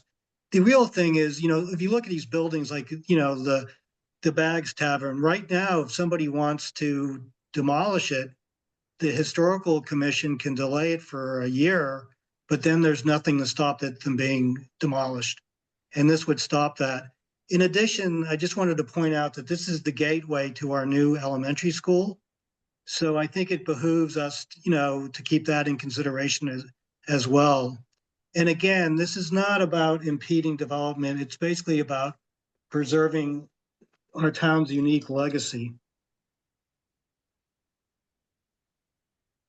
Okay, thank you, Steve. Jesse? Thanks, Chris and Steve, for the presentation. One comment, one question. Comment is also about the link that you provided us to the web-based version of this that had a map where you could click on the homes, and whoever made that, it's really fun, and I really enjoyed it. Walker made that. Oh, it's great. Is there one for the other districts in town? I'd love to see those also. That's a side note. Not yet, but I can get on that. Yeah, I mean, I really think it's fantastic, and they should be spread around. It's a really fun way to see the town. Great, thank you. My question is about, I guess, an LHD, the interaction of an LHD and then a potential overlay zone. And I'm not sure who here will know this answer, but how does that work? So if we, for example, have an overlay plan for overlapping part of a LHD, does then every project, including what's allowed in the overlay, then also go to the LHD or to the commission for appropriateness? Maybe somebody just tell me about how that works. So Jesse, any project in the LHD would be subject to their review, and regardless of how the zoning changes over time. Okay. Yeah, just quickly to jump in. So a local historic district isn't zoning. You know, it's a regulatory bylaw as part of the town's general bylaws. So it's not zoning. So, you know, it's really about the appearance and aesthetic of the built environment, where, you know, zoning's a land use. It gets into some other things as well. But in East Amherst, for instance, if this were in place and we had an overlay, then, you know, right, any regulations in place, whether it's local historic district, conservation commission, zoning, you know, they're all, you know, layers that are part of a permit process on a property. So, you know, if that were the case, you know, I'd say if there was, say, a site plan review and there's a local historic district, you know, typically a staff will work with an applicant to try to have something be, you know, either sequential in permitting or, you know, simultaneous. So, you know, we just saw 363 Main Street, that's in a local historic district. So that went first to the local historic district a while ago. there weren't too many exterior changes or a few, and then it came to the planning board. And so, the applicant knew what the permit process was, but, that's an example of something that went through local historic district, and then it came to the planning board. Great, thank you. But, so Nate, I could imagine a situation where, say, the planning board and the council approved a zoning change, say, for allowing much bigger buildings in a local historic district, and at which point you would have zoning allowing buildings that probably would be considered incompatible with the scale of the buildings in the local historic district. Is that, would you have a situation where the two sides were in conflict? Thank you for asking my actual question, Doug. Yeah, I mean, I think there could be. So some of it is, zoning will give you a minimum or a maximum of what's allowed. It doesn't necessarily say what's appropriate, right? So that's what a local historic district would do. So if we say that you can have a 50% lot coverage or building coverage and a 90% lot coverage, well, according to zoning, you could have 90% of your lot be covered in building and pavement, and you could have 50% of it be a big building. And is that really the best development approach? And so I think the two can work together. There's a project on 180 Fearing, the corner of Sunset and Fearing, where there's 17 units. It came before the local historic district over, I think it's 6 different buildings with 3 to 4 units, maybe 2 to 4 units in each building. So it's kind of duplex, a townhouse style. It went to the zoning board in the local historic district. I think it worked really well. The local historic district, when it was first proposed, they had bigger buildings, taller, more massive. And they said, well, could you break down the mass a little bit, change the facades, have a little bit of more articulation facing the street? It's only what's visible from the public way. And so it's something that the applicant, did. And I think, a lot of people say it's a nice project as well. And so, yeah, I think it's a balance of, if we think East Amherst is a resource for both, current economic development and as a historic resource, we should be considerate of, okay, what do we want the zoning to be here? Are we going to really say 6 stories, or are we going to say 3 with maybe a 4th under the roof, or maybe a 4th that step back or behind? And so I think that they can work together. I think it's, sometimes it takes a little bit more forethought and, discussions with an applicant and the permitting boards to get there. But I don't necessarily see them as incompatible. I think sometimes they can have kind of maybe different goals, and then you just have to work to get there. All right, thank you. All right, so we've got 4 more hands here. It looks like we've got lots of interest in this topic. Fred, go ahead. Well, I'm looking at the buildings that are on the screen right now. And I'm thinking about the 5 of the 7 southerly buildings on North Whitney Street easily match up. They're not brick, but other than not being brick, they match up with what's on the screen here. And having lived in this area for now 54 years, I've had occasion to do an extensive amount of research, which I'm happy to share. But anyway,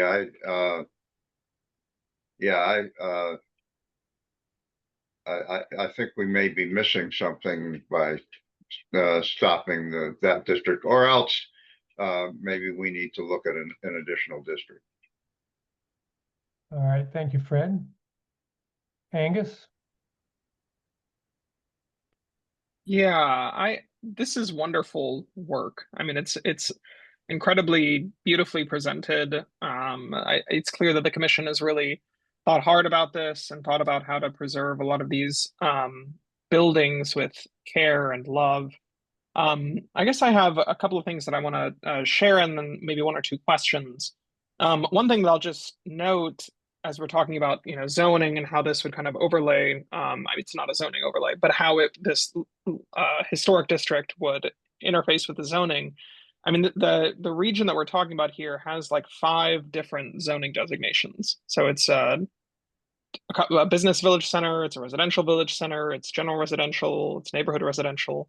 So one thing that I'm just thinking about is I don't know if we have a full sense of what we as a planning board want to do with this major intersection of roads in our town. And it seems like we're trying to do a number of different things at the same time. That's not necessarily directly related to this historic district question. That's a zoning question, but I think there maybe is some relationship in terms of what are we wanting to do with this particular part of our town. The question that I have, based on the map, there are 2, it seems like within the historic district, there are at least 2 apartment complexes that are included. They are not listed in the wonderful, guide with individual properties, but it's labeled as East Amherst Village on Google Maps. And then there's another property with about 6, it looks like maybe 6 connected buildings right below that. These are both off of Northeast Street. And I guess I'm just wondering, why is this historic district including those properties, which, at least based on my looking at them, don't seem to have a whole lot of historic value. I understand the buildings on either side of them do. All right. Let's see. I can Chris, I can you have one work of- on that, but Steve has his hand up as well. I don't know if you wanted to Okay. say something. We I can answer. we can both answer that. Every local historic district has, Chris is gonna kill me for my terminology, but they're known as non-conforming properties or intrusions, whether it's a national district or local one. And, there's exceptions for every local historic district has intrusions and non-conforming properties. It's a matter of continuity.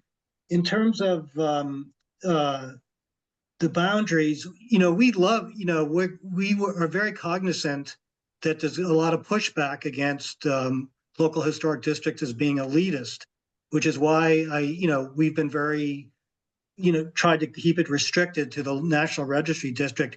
Again, I have to emphasize, this was done not, this is no mission creep. This is not us trying to expand our powers.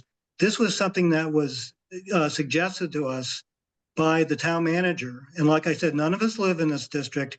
This is the oldest part of our town. And in terms of zoning, this is there, we have ADU by right now. So the local historic district isn't going to get in the way of that. But so anyway, I hope that answers some of your questions. Chris, if you want to, Chris was with the Massachusetts Historical Commission, and he knows, he's the expert on this, and he can answer a lot better than me. Chris, you want to add to that?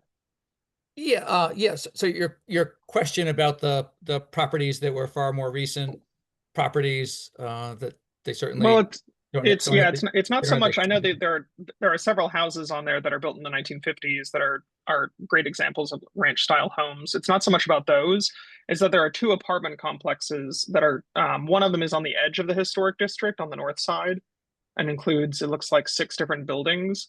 And then the other one is, it looks like 3 properties below that. So it's parcel 58 and 24 on the map. Both of those, I guess I'm just wondering, doesn't seem like it would be that hard to cut them out of the historic district.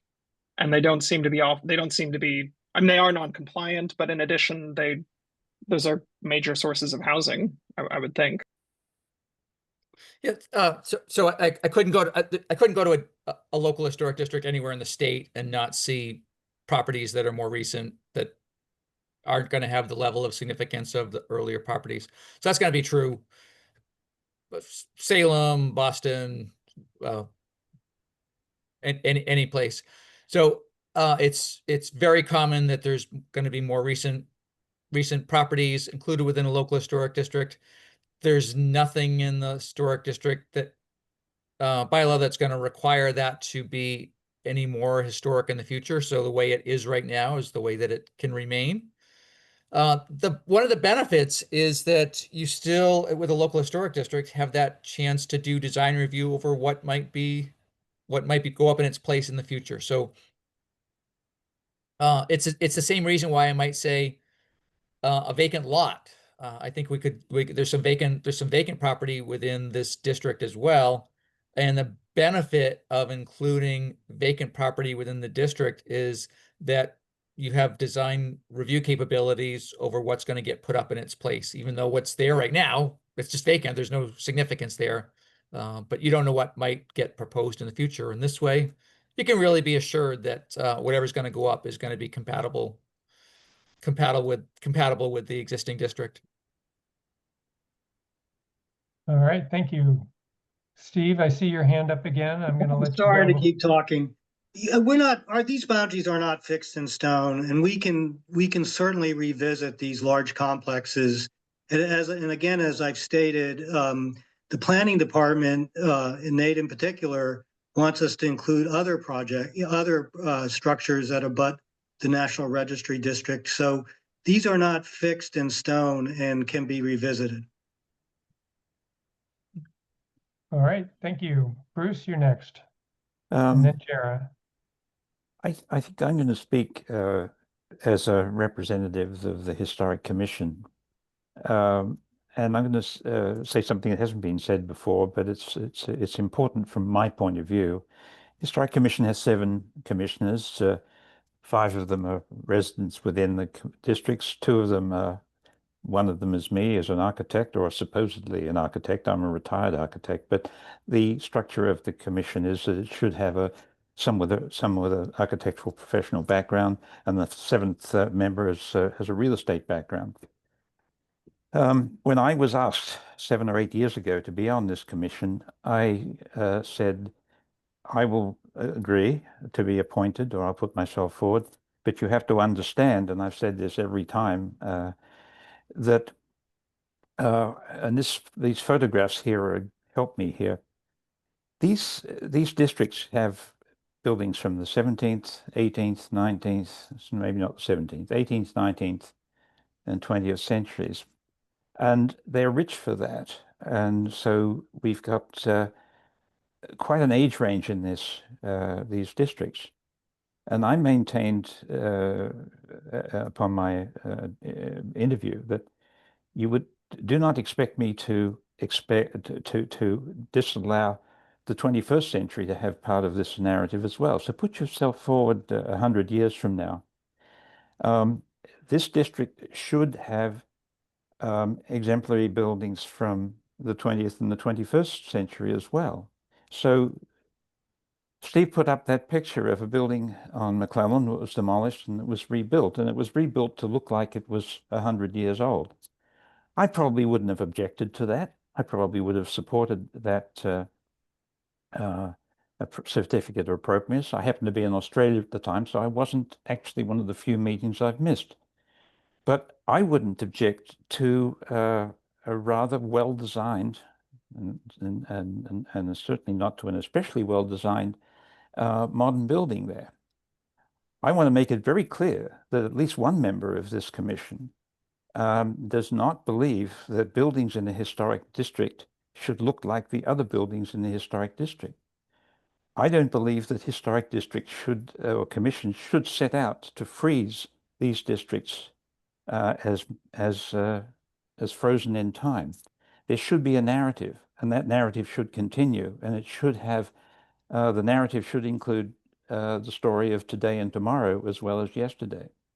And I think I've been very clear about that. Now, I'm not sure whether I would be able to convince all of or a sufficient number of my commission colleagues, but I would be, and indeed are very open to well-designed buildings, regardless of whether they're pieces of work that was approved on McClellan Street or whether they would be a modern, elegant steel, concrete, wire, cardboard, whatever the hell it is. If it's well designed, we have the ability to review it and give it a certificate of appropriateness, and that's what we do. We judge appropriateness, and so I think it's important to recognize that these districts are really looking at appropriateness, and that can be defined quite widely. We don't yet have design standards. We're working on that. So there are design standards, but from my view, design standards, the standard is good design. The standard is good design. So these things, historic districts are trying to certainly preserve what's there. We care about what's there, but we also care about what's going there in the future. I may be an outlier opinion on this, but that's the way I think. That's the way I've always think, and that's the way I've argued about how this commission should view buildings and projects and propositions that come before it. All right, thanks, Bruce. Shara?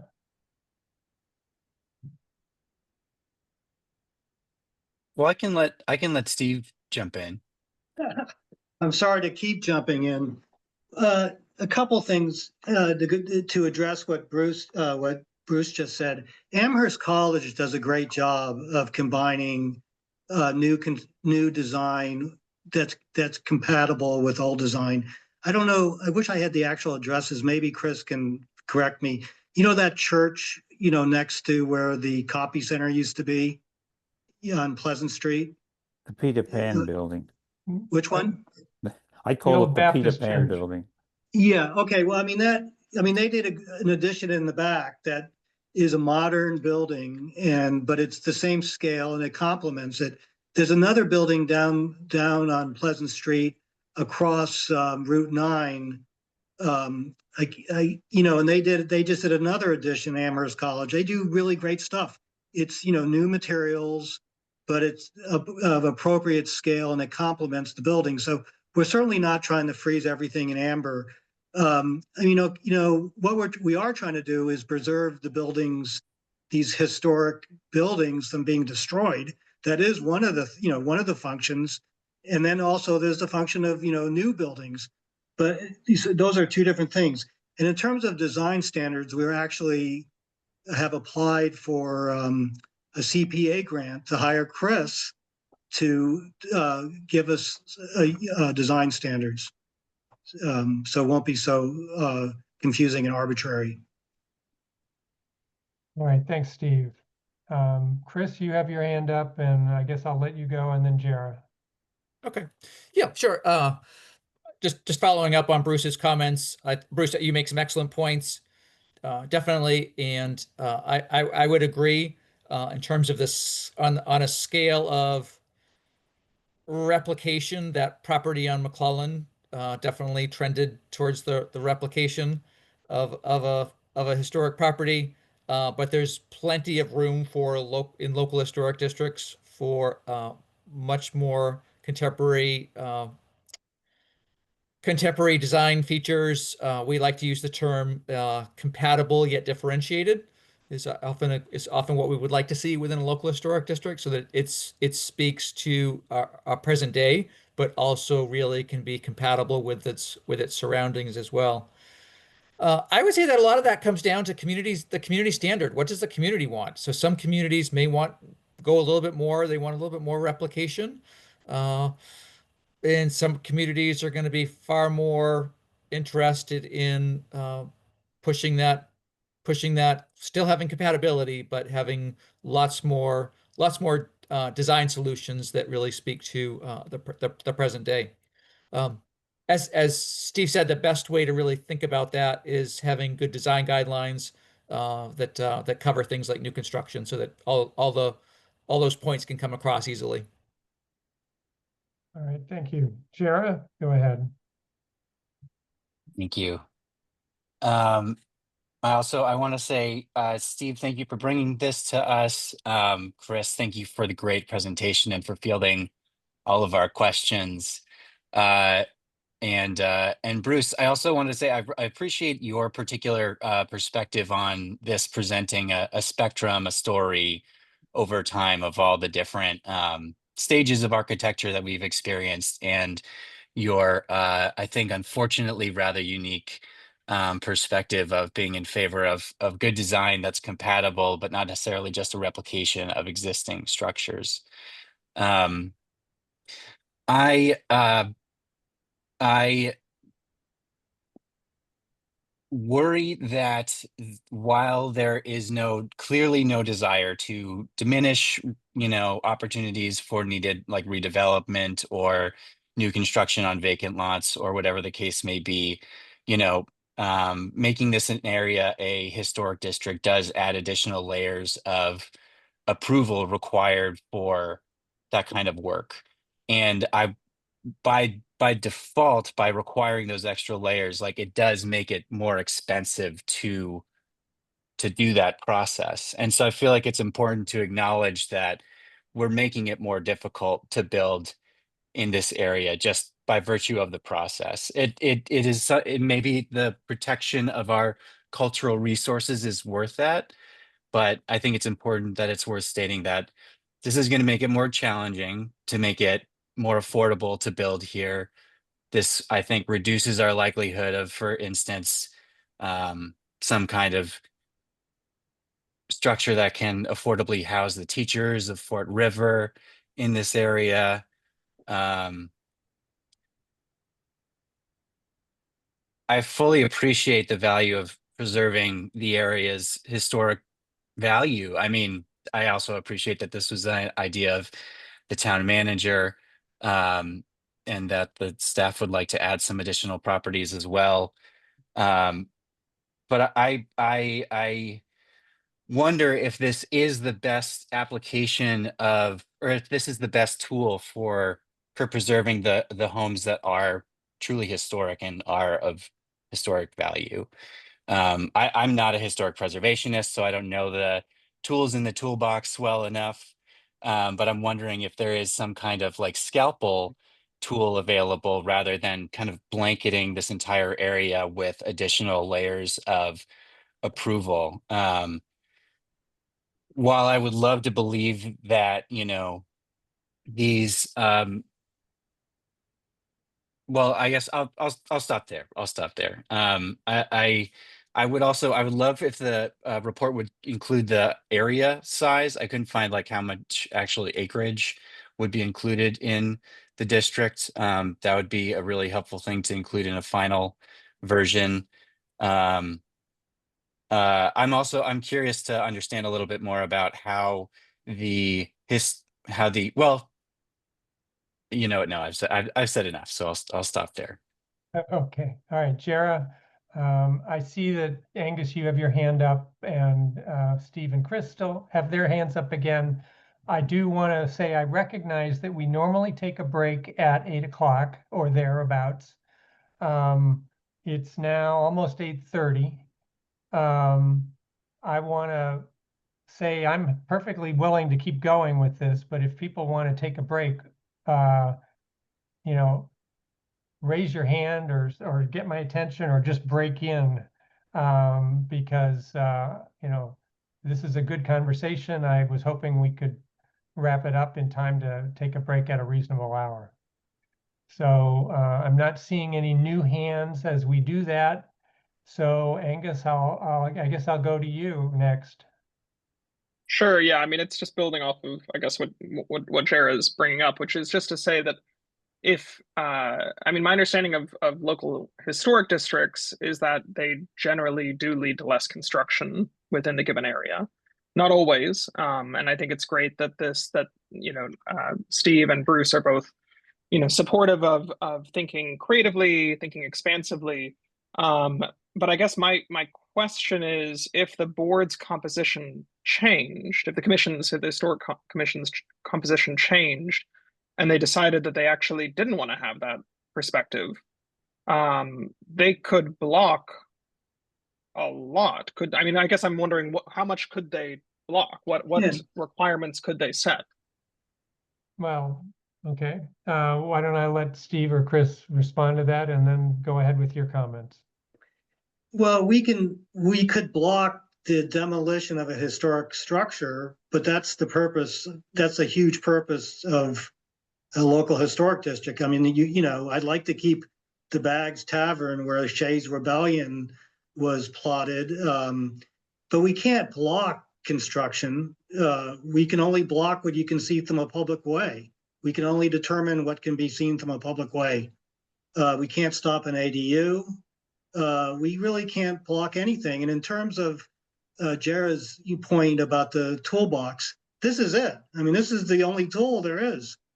I wish there were other tools, but there aren't. I mean, right now, if you want to knock down one of these buildings from the 1700s, you go to the Historic Commission and they'll give you a demolition delay for 12 months, and then the building can come down. And once it's down, and then this town looks like every other town. Like I said, this is the oldest, at one point we were investigating, having a local historic district in our downtown, which actually Bruce was opposed to, because some of the buildings downtown are old, but they're not particularly historic. These buildings are historic. These are the founding families of this town. Mattoon Street. I mean, we all drive to the elementary school, Mattoon Street. Do you know who Mattoon was? Well, there's his house. He was in the house. He was a Revolutionary War general. He was he was one of the first people in the House of Representatives. And, this is what makes this place, and it's worth protecting. And that's what the main thing about this, like again, and this is actually a pretty contained space. And like I said to Fred, we've actually made an effort to contain it as much as possible. And as Nate can attest, I've been personally resistant to mission creep of expanding the LHD because I'm very aware of the pushback in terms of development. Anyway, I'll let Chris go. Chris? Yeah. Sure, I'll just follow up on a couple of the comments that were coming up related to new growth development in local historic districts. I mean, these are not meant to be a museum at all. These are areas that are meant to grow, change, adapt. It's really trying to keep what's significant there while still changing into the future. So it's well understood that these are areas that people live, work, run businesses. And in a lot of cases, these are places that more density actually makes sense. I'm not aware of any studies out there that suggest that there's less construction in a local historic district. I could actually point to some local historic districts that have more construction within the district than areas outside the district. And that's one of those reasons is that's because that's where people want to live, because it's a nice walkable area in some other cities that but when they've actually done the studies for the number of building permits or the number of new units, the new units of housing that have been created, they've actually found by far the most units are within the local historic district. So this does not equate necessarily with stopping growth whatsoever. I'm interested in this idea of, and I only hear about this sort of anecdotally. I don't have a good study that I can point to, but because there's opposition that comes up to new density, new housing, sometimes that comes up in ways that neighbors, abutters concerned about that because they're concerned that it's going to really change the character of the neighborhood. It's going to have a very different look if we have new housing there. Anecdotally, I've heard of examples where by having the design review of a local historic district available, you really have that ability to make sure the additional housing that's going to go in behind, adjacent, somehow within the existing historic properties there, that's going to be all done in a compatible way. And that tends to actually be a way that the residents can really support some more housing in that area too.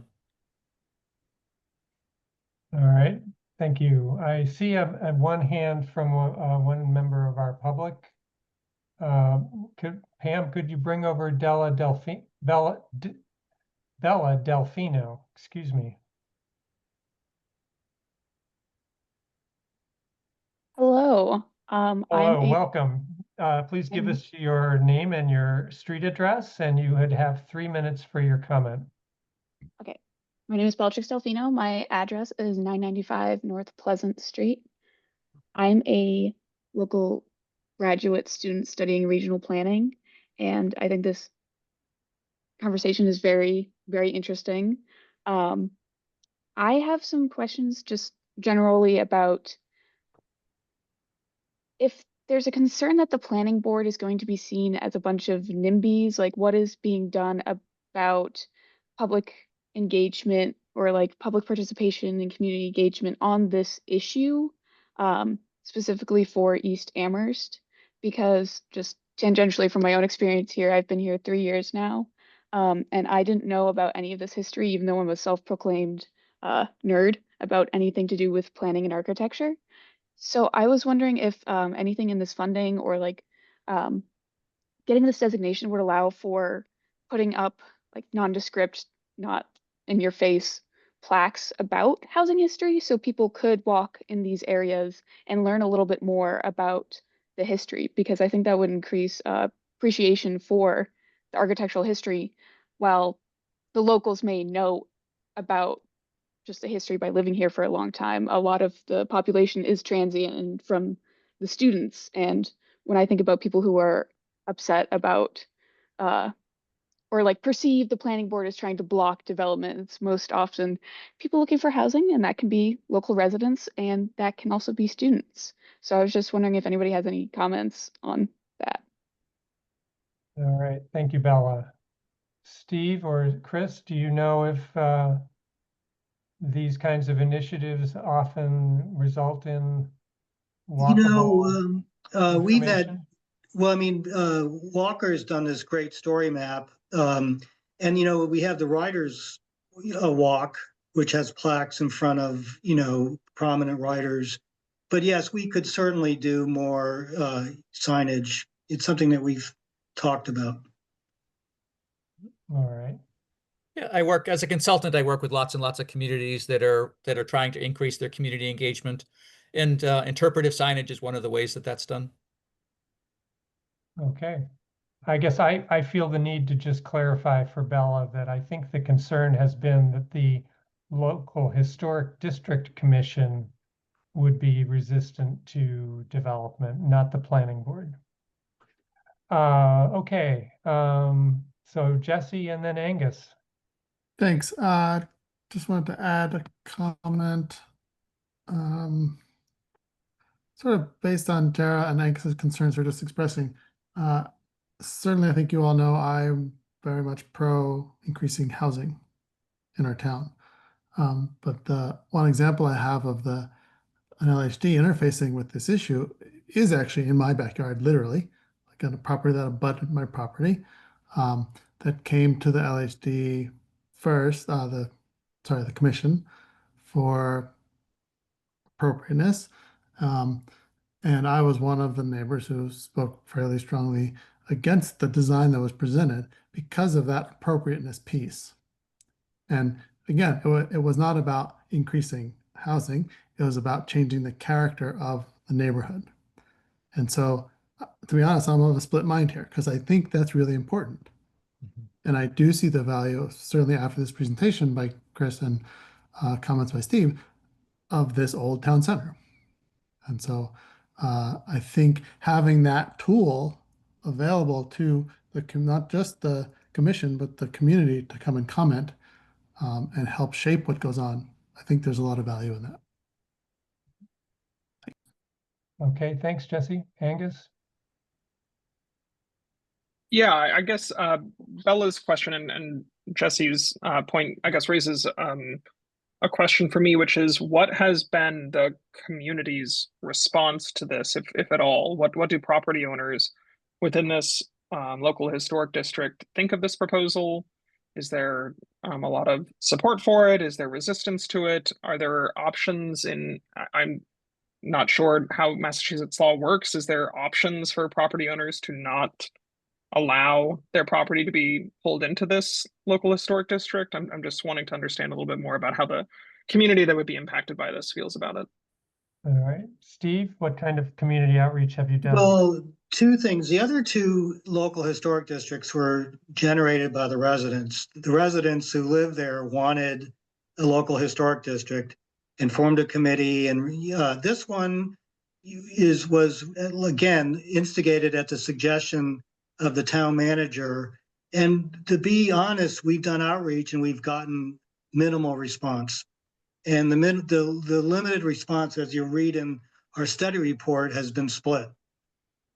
This area is mostly student, there's a few, mostly it's absentee landlords.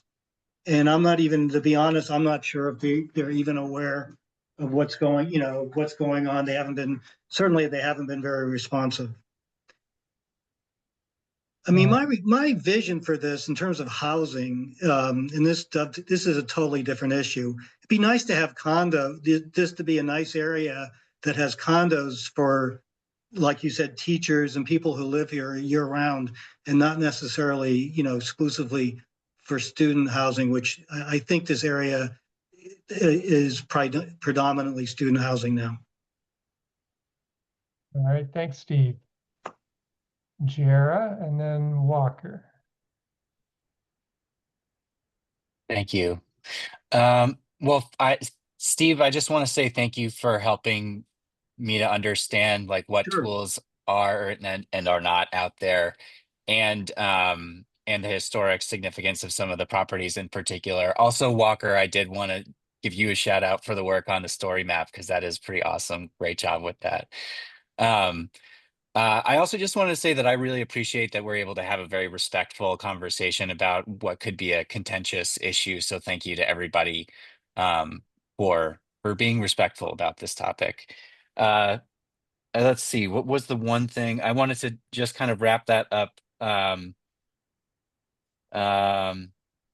I guess one question that I have and about how this works is, or one concern I have, I suppose, is just because there is such a wide spectrum of time represented architecturally in the district, I'm worried that that could be used or abused in a way to reject proposals to say it's like, not in conformity with this district because, it looks like a 1930s house, but there's this 1884 house, 2 properties away. I guess I don't really know.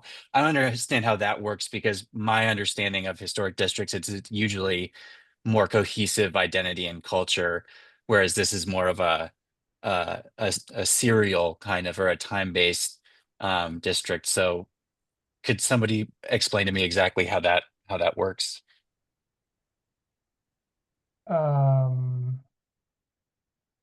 I guess I would say that I'm not, my perception is that these districts don't discriminate against buildings that are already there.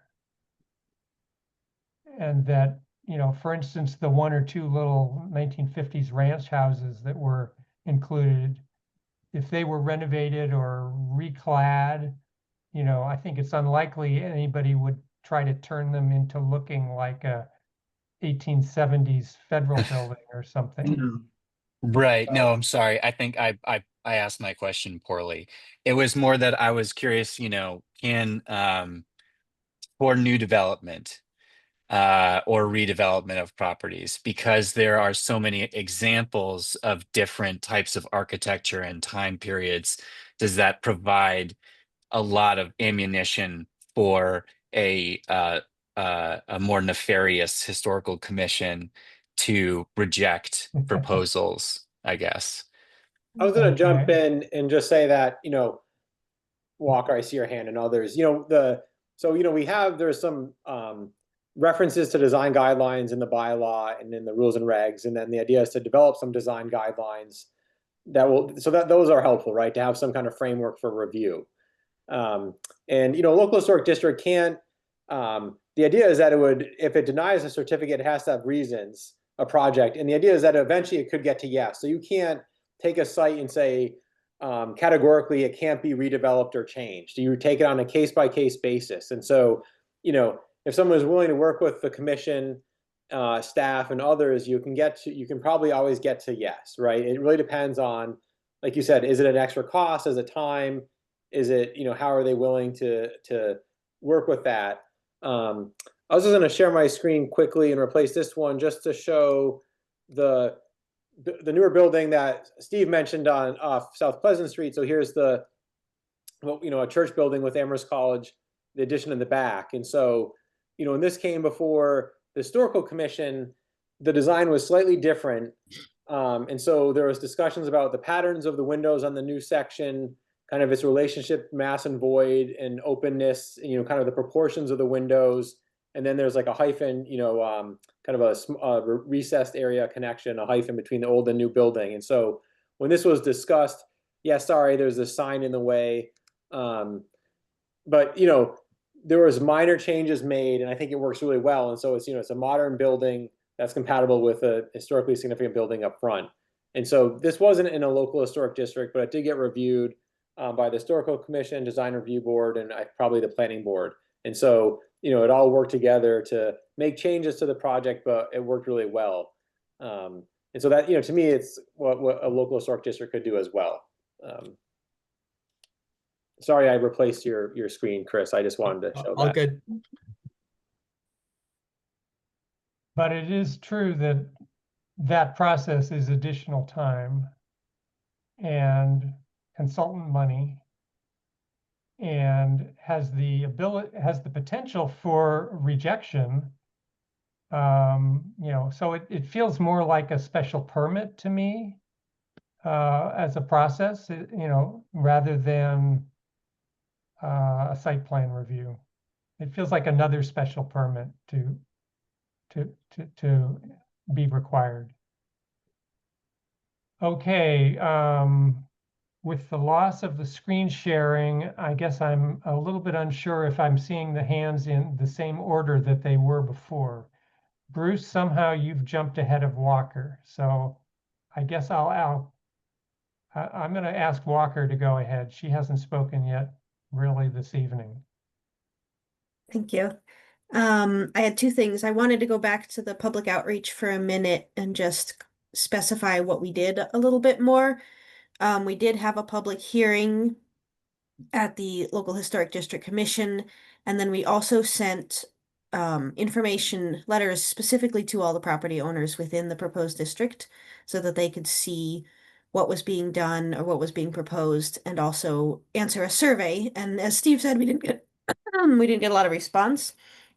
I think we got like a 15 or 16% response rate on the survey, and it was split almost evenly between supportive and not supportive.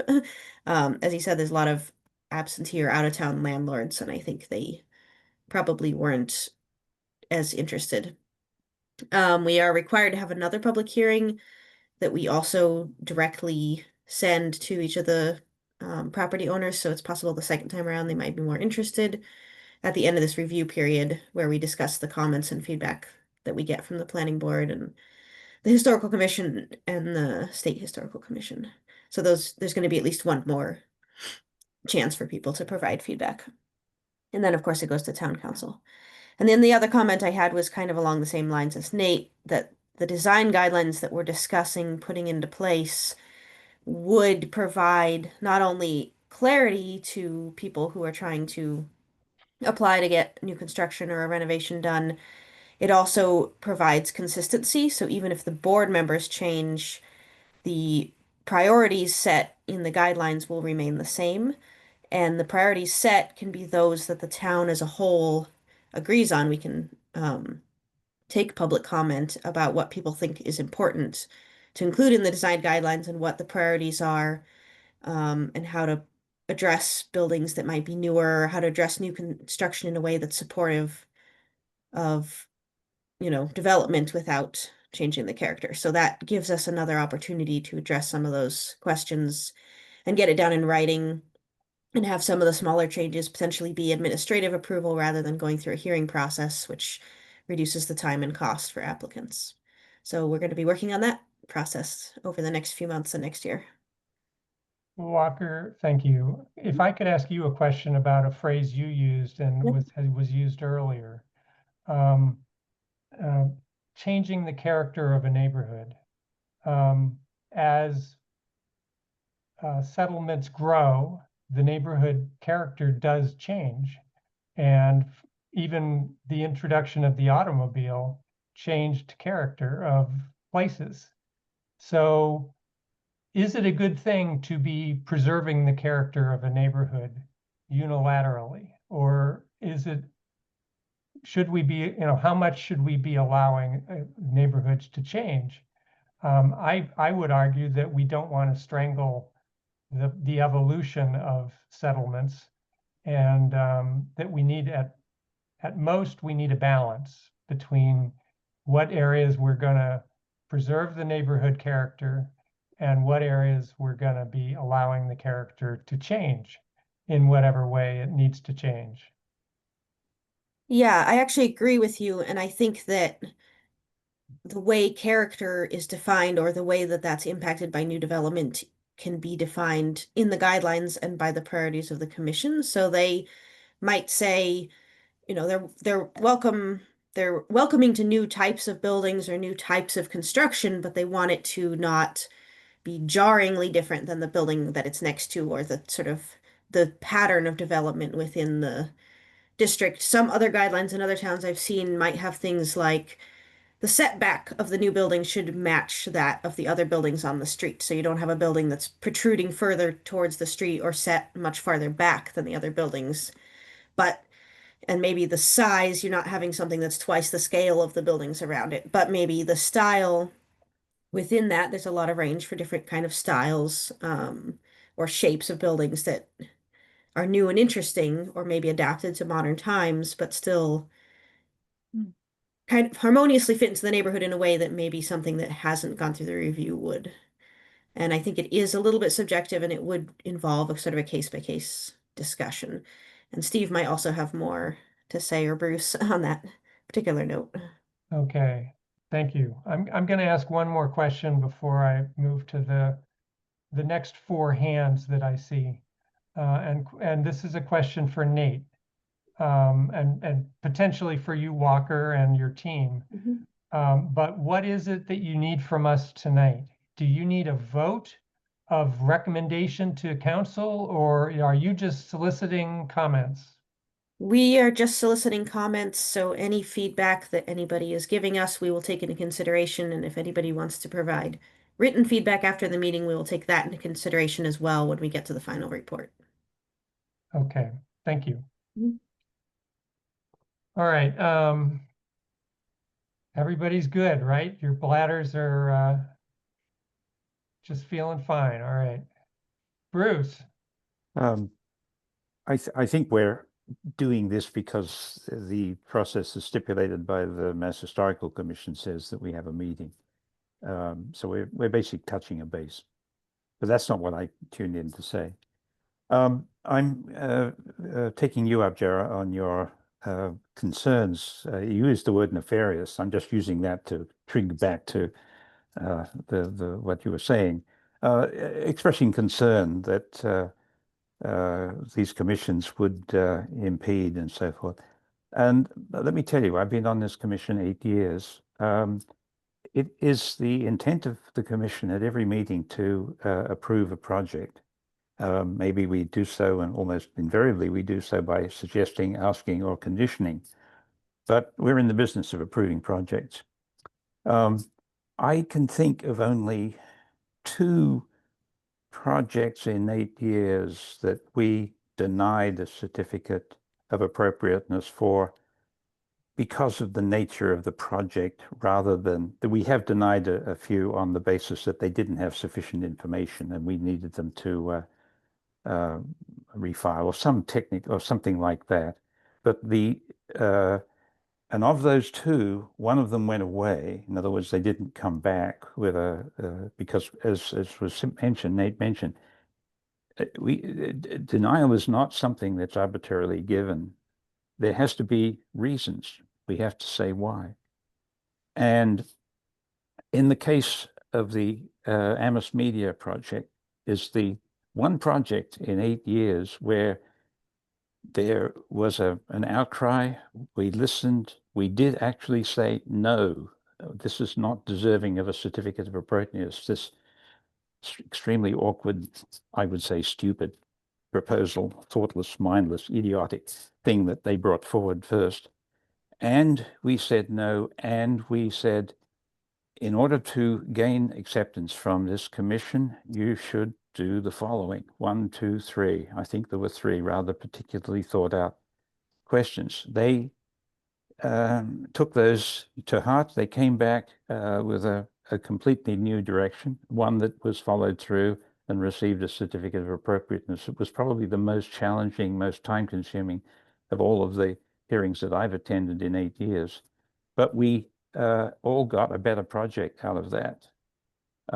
Sadly, I don't think it'll be built because I don't know that the horsepower of Amherst Media to deliver on this project would happen. I hope it does, because if it does, it'll be a demonstration of what I'm talking about. But I don't think we should have concerns that this commission, or indeed any commission, but certainly not this one, is going to be an impediment to intelligent and thoughtful progress in town. I mean, as Steve says, we are the only tool in the toolbox to preserve historic buildings, and that's basically what we're there. I'm not too big on preserving character of neighborhoods for exactly the reasons that were discussed. Things change, you know, automobiles happen. Although you would have thought we would have gotten rid of power poles by now, because that's 150-year-old technology that deserved to die in year 1, but it's still there. Stuff like that, we deal with it, but we are thinking about how we can preserve these buildings and how we can add character and narrative to these parts of town that we particularly care about, and we've taken the trouble to protect it this way. All That's right, very thanks, Bruce. reassuring. Thank you, Bruce. Angus. I don't know if Steve wanted to jump in and say anything in response to what Bruce was saying, but Steve? I don't know if Steve's there. okay, I can share my thoughts. I'm muting myself. Oh, here I oh. am. Okay, sorry. I just wanted to, sorry about that. I just wanted to say something about character. There's a lot of talk about Destination Amherst, and I just want to say history is our brand. When I think of Amherst, I think of Emily Dickinson. Character is what makes a town special, and it's a big part of what makes people want to move here. And so I think it behooves us to try to honor that and preserve it.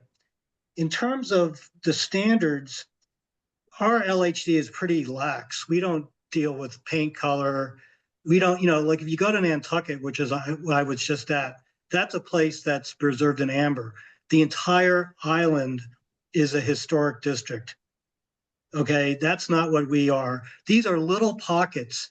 We have little, if we get this one passed, which we may not, we'll only have 3. I mean, and they're all pretty, I mean, the Lincoln Sunset's pretty big, but the Dickinson one is tiny, and this one's only 50 or so properties. So these are not, this is not Nantucket. These are just tiny pockets. I'm done. Okay, thank you, Steve. Back to you, Angus. Thanks. Yeah, I just wanted to say, since y'all are soliciting feedback, I'd like to reiterate that I really think that the Historic Commission should reconsider whether they include parcels 58 and 24 in this district. I know that it would then not be contiguous perhaps with the National Historic District, but those apartment complexes, a bunch of them are visible from the road, so they would be subject to local historic district review, and they're also on the edge. At least one of them is on the edge, so I just want to flag that as something for the historic district or historic commission to rethink. So I'm jumping in, I'm sharing my screen. So here's a map of the proposed district. And so just to respond to you, Angus, so here's property 24. And you really want to have a contiguous district. And so to me, I would include this one for a few reasons, but the main one would be you'd want to preserve what's around it. And so if this were exempt from the district, I think Massachusetts Historical Commission would recommend putting it in. And the idea would be you'd want to then have control if this were ever redeveloped or changed, that you then maintain, a streetscape. And so, I think that one to me is a difficult one. The other one is this one up here. There's 58. Again, it's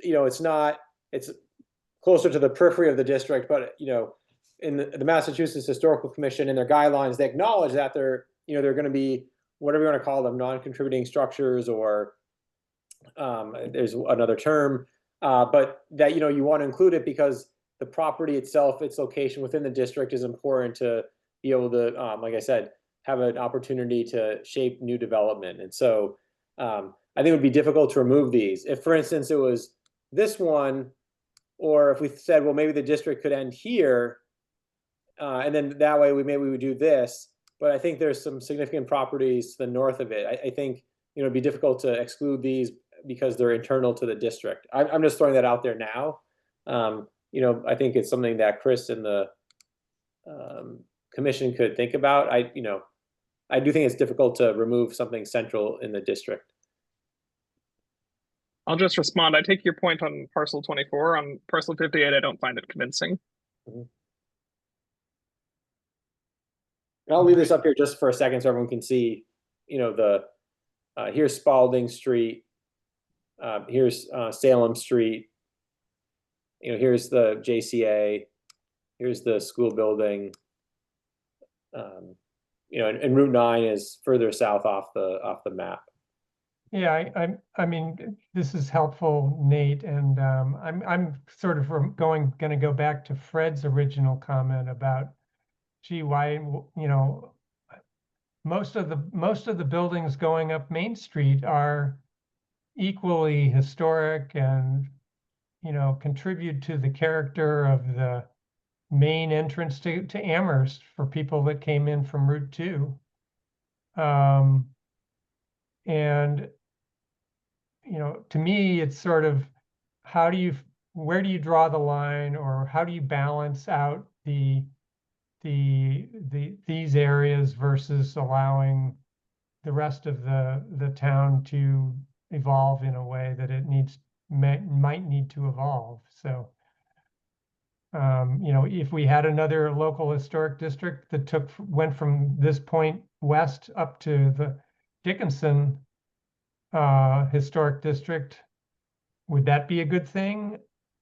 I don't know. I mean, maybe it's what is it, College Street in Belchertown? That's where we're going to allow things to change in this part of town, and we'll keep Main Street under tighter restrictions. Yeah, I mean, I think quickly to, I think it was Angus or someone mentioned that there's a lot of zoning districts here, and it's right. There's BVC, there's RVC, there's all these, and we've talked about looking at East Amherst for rezoning, typically along, Belchertown Road and Route 9. It could be that this also could be rezoned, and so the zoning districts try to respond to what's on the ground, and maybe a more appropriate zoning in this area is not, maybe it's RVC and not BVC, and maybe we actually make more RVC because we want to encourage residential development with smaller mixed-use buildings or something. And in that way, to me, this I think our whole discussion about where we want to have density and zoning made me think like, wow, in Amherst in general, we have a lot of zoning districts. I feel like they could all be updated.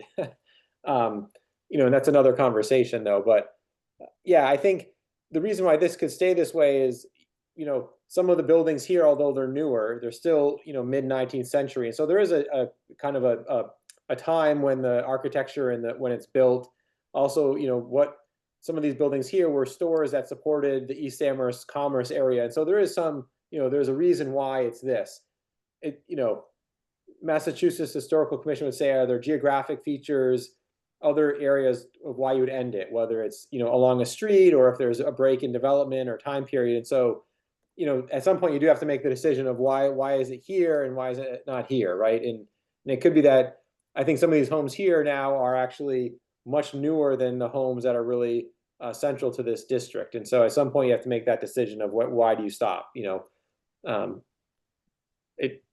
feel like if this were another district between the two, there's a reason why it would be a different district. And so we looked at having another National Register district actually further west, a depot district that captures kind of this, mid to late 19th century, kind of a little bit more, commercial, different architectural styles, but not, not a local historic district, just a National Register district for acknowledgement. All right, Walker? I was just gonna say that this is a slightly older map and that that these three buildings are included, and I'm pretty sure this one as well. Which three are you talking Can about? you see me drawing on it or not? Maybe you can't see it because it's not my screen. Oh, actually, yes, So it's we do. these. Yeah, those three at the top of Salem Street and this one here. Yeah, So those are included. those are included in the proposed district. We'd added those.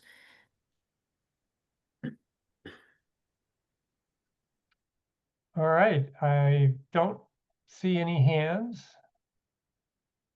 It sounds like we don't need a vote or a recommendation this evening, and Walker and Steve, we've had a pretty good conversation. I hope you've gotten what you needed out of this. Yes, thank you. Yeah, And yes, thank you. Thank you. And at the Chris, very least, Chris has digitized, all these properties which weren't before. So that's a tremendous resource for the town in any event. great. Okay, so Thank you, Chris. why don't we let you guys go, and we will wish you well. Thank you. Some of us wishing you success in this, and others maybe not, but it is good work, and it's nice to have the record that you've assembled. Thank you. Bye-bye. All right, board members, I think that was the last, well, maybe not, depending on what you want to talk about tonight. Should we take a 5-minute break? Or should we just plow through? I think we should take a break if we intend to do housing. I think we Yeah, can do plow we through want if to we talk, don't. Nate, do we need to talk a lot about our general housing discussion this evening? I think we could take a break. I have the Housing and Zoning Subcommittee came up with kind of a framework for the meeting for North Amherst, so it'd be nice to talk about that. Councilor Shane reached out to Doug and myself to suggest some meeting dates. Yeah, I that did not respond. Did you? No, I was gonna wait till today and talk with the board Okay. about it. We could talk All right. about, All yeah. right. So it's 7 after 9, and why don't we take a 5-minute break? Try to come back at 12 after 9. See if we can synchronize our watches on that.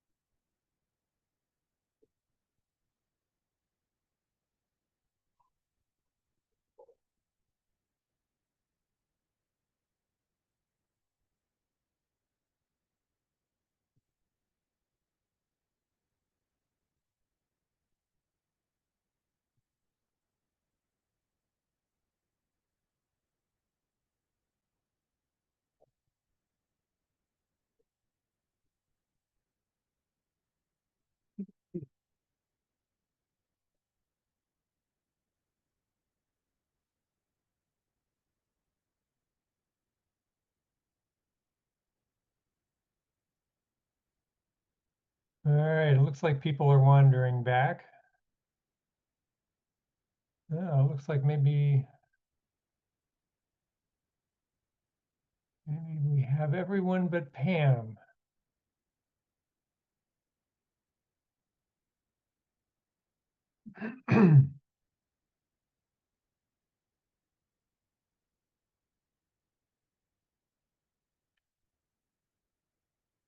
And we will need Pam to remove our screen slide.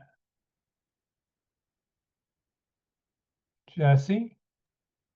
Thanks. Well, quickly, I think you can click on the webinar version and then you don't see the screen side, but that's not what I raised my hand to say.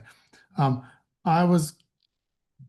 think I've said things like this before, and I'm going to say it again, because I think the hour we spent talking about parking spots and trash removal would have been much better spent on an enjoyable conversation and useful conversation like we just had for the last hour, and a conversation we could have had about upcoming things for an hour.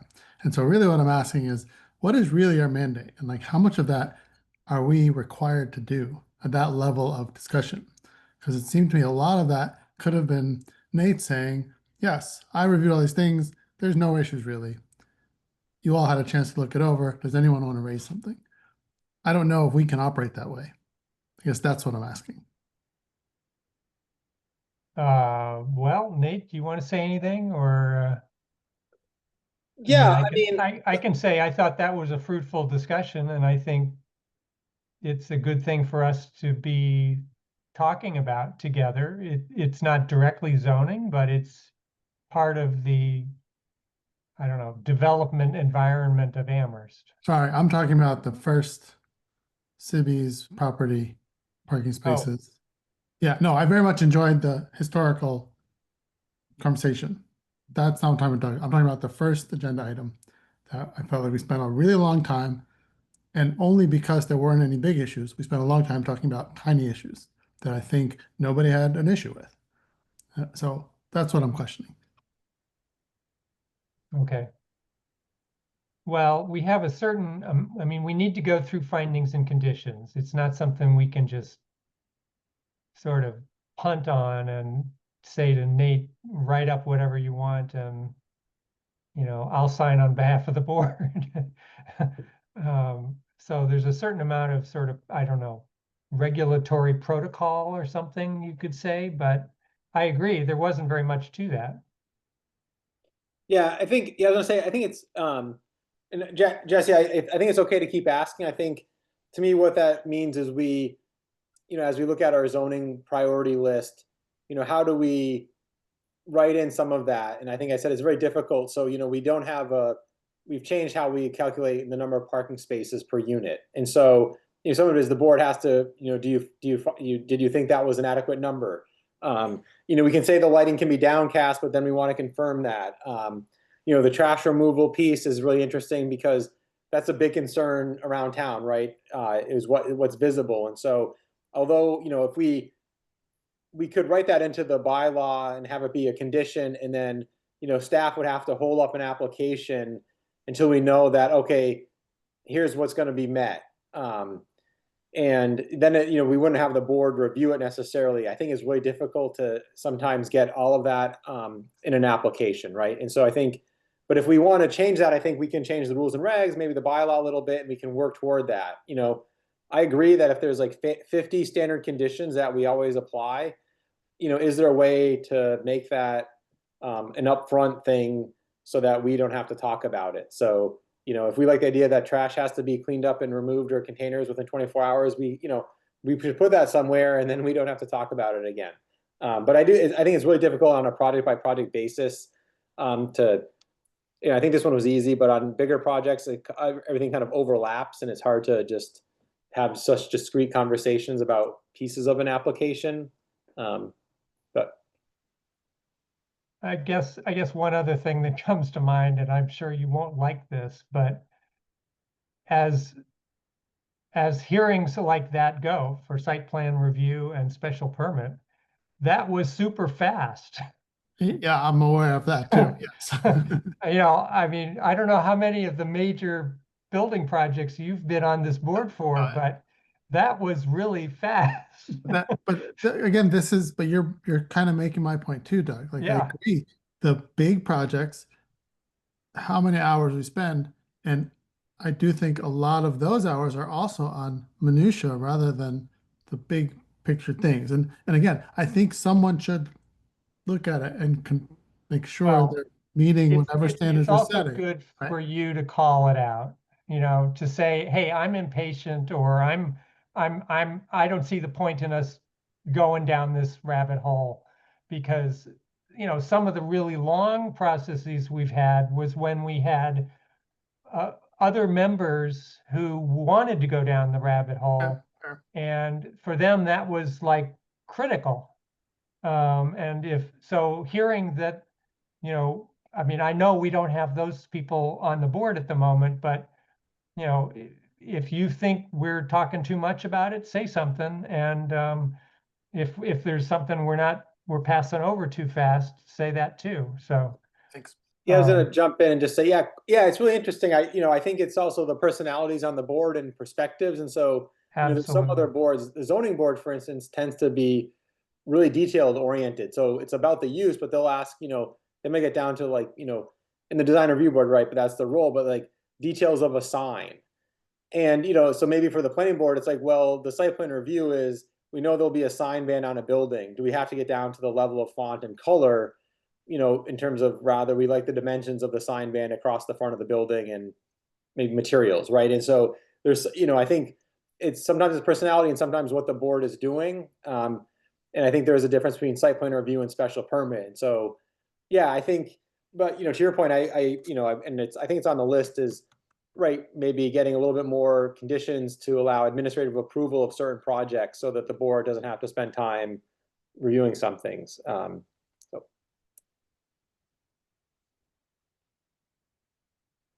I hope it's okay. We talked about that for 10 minutes.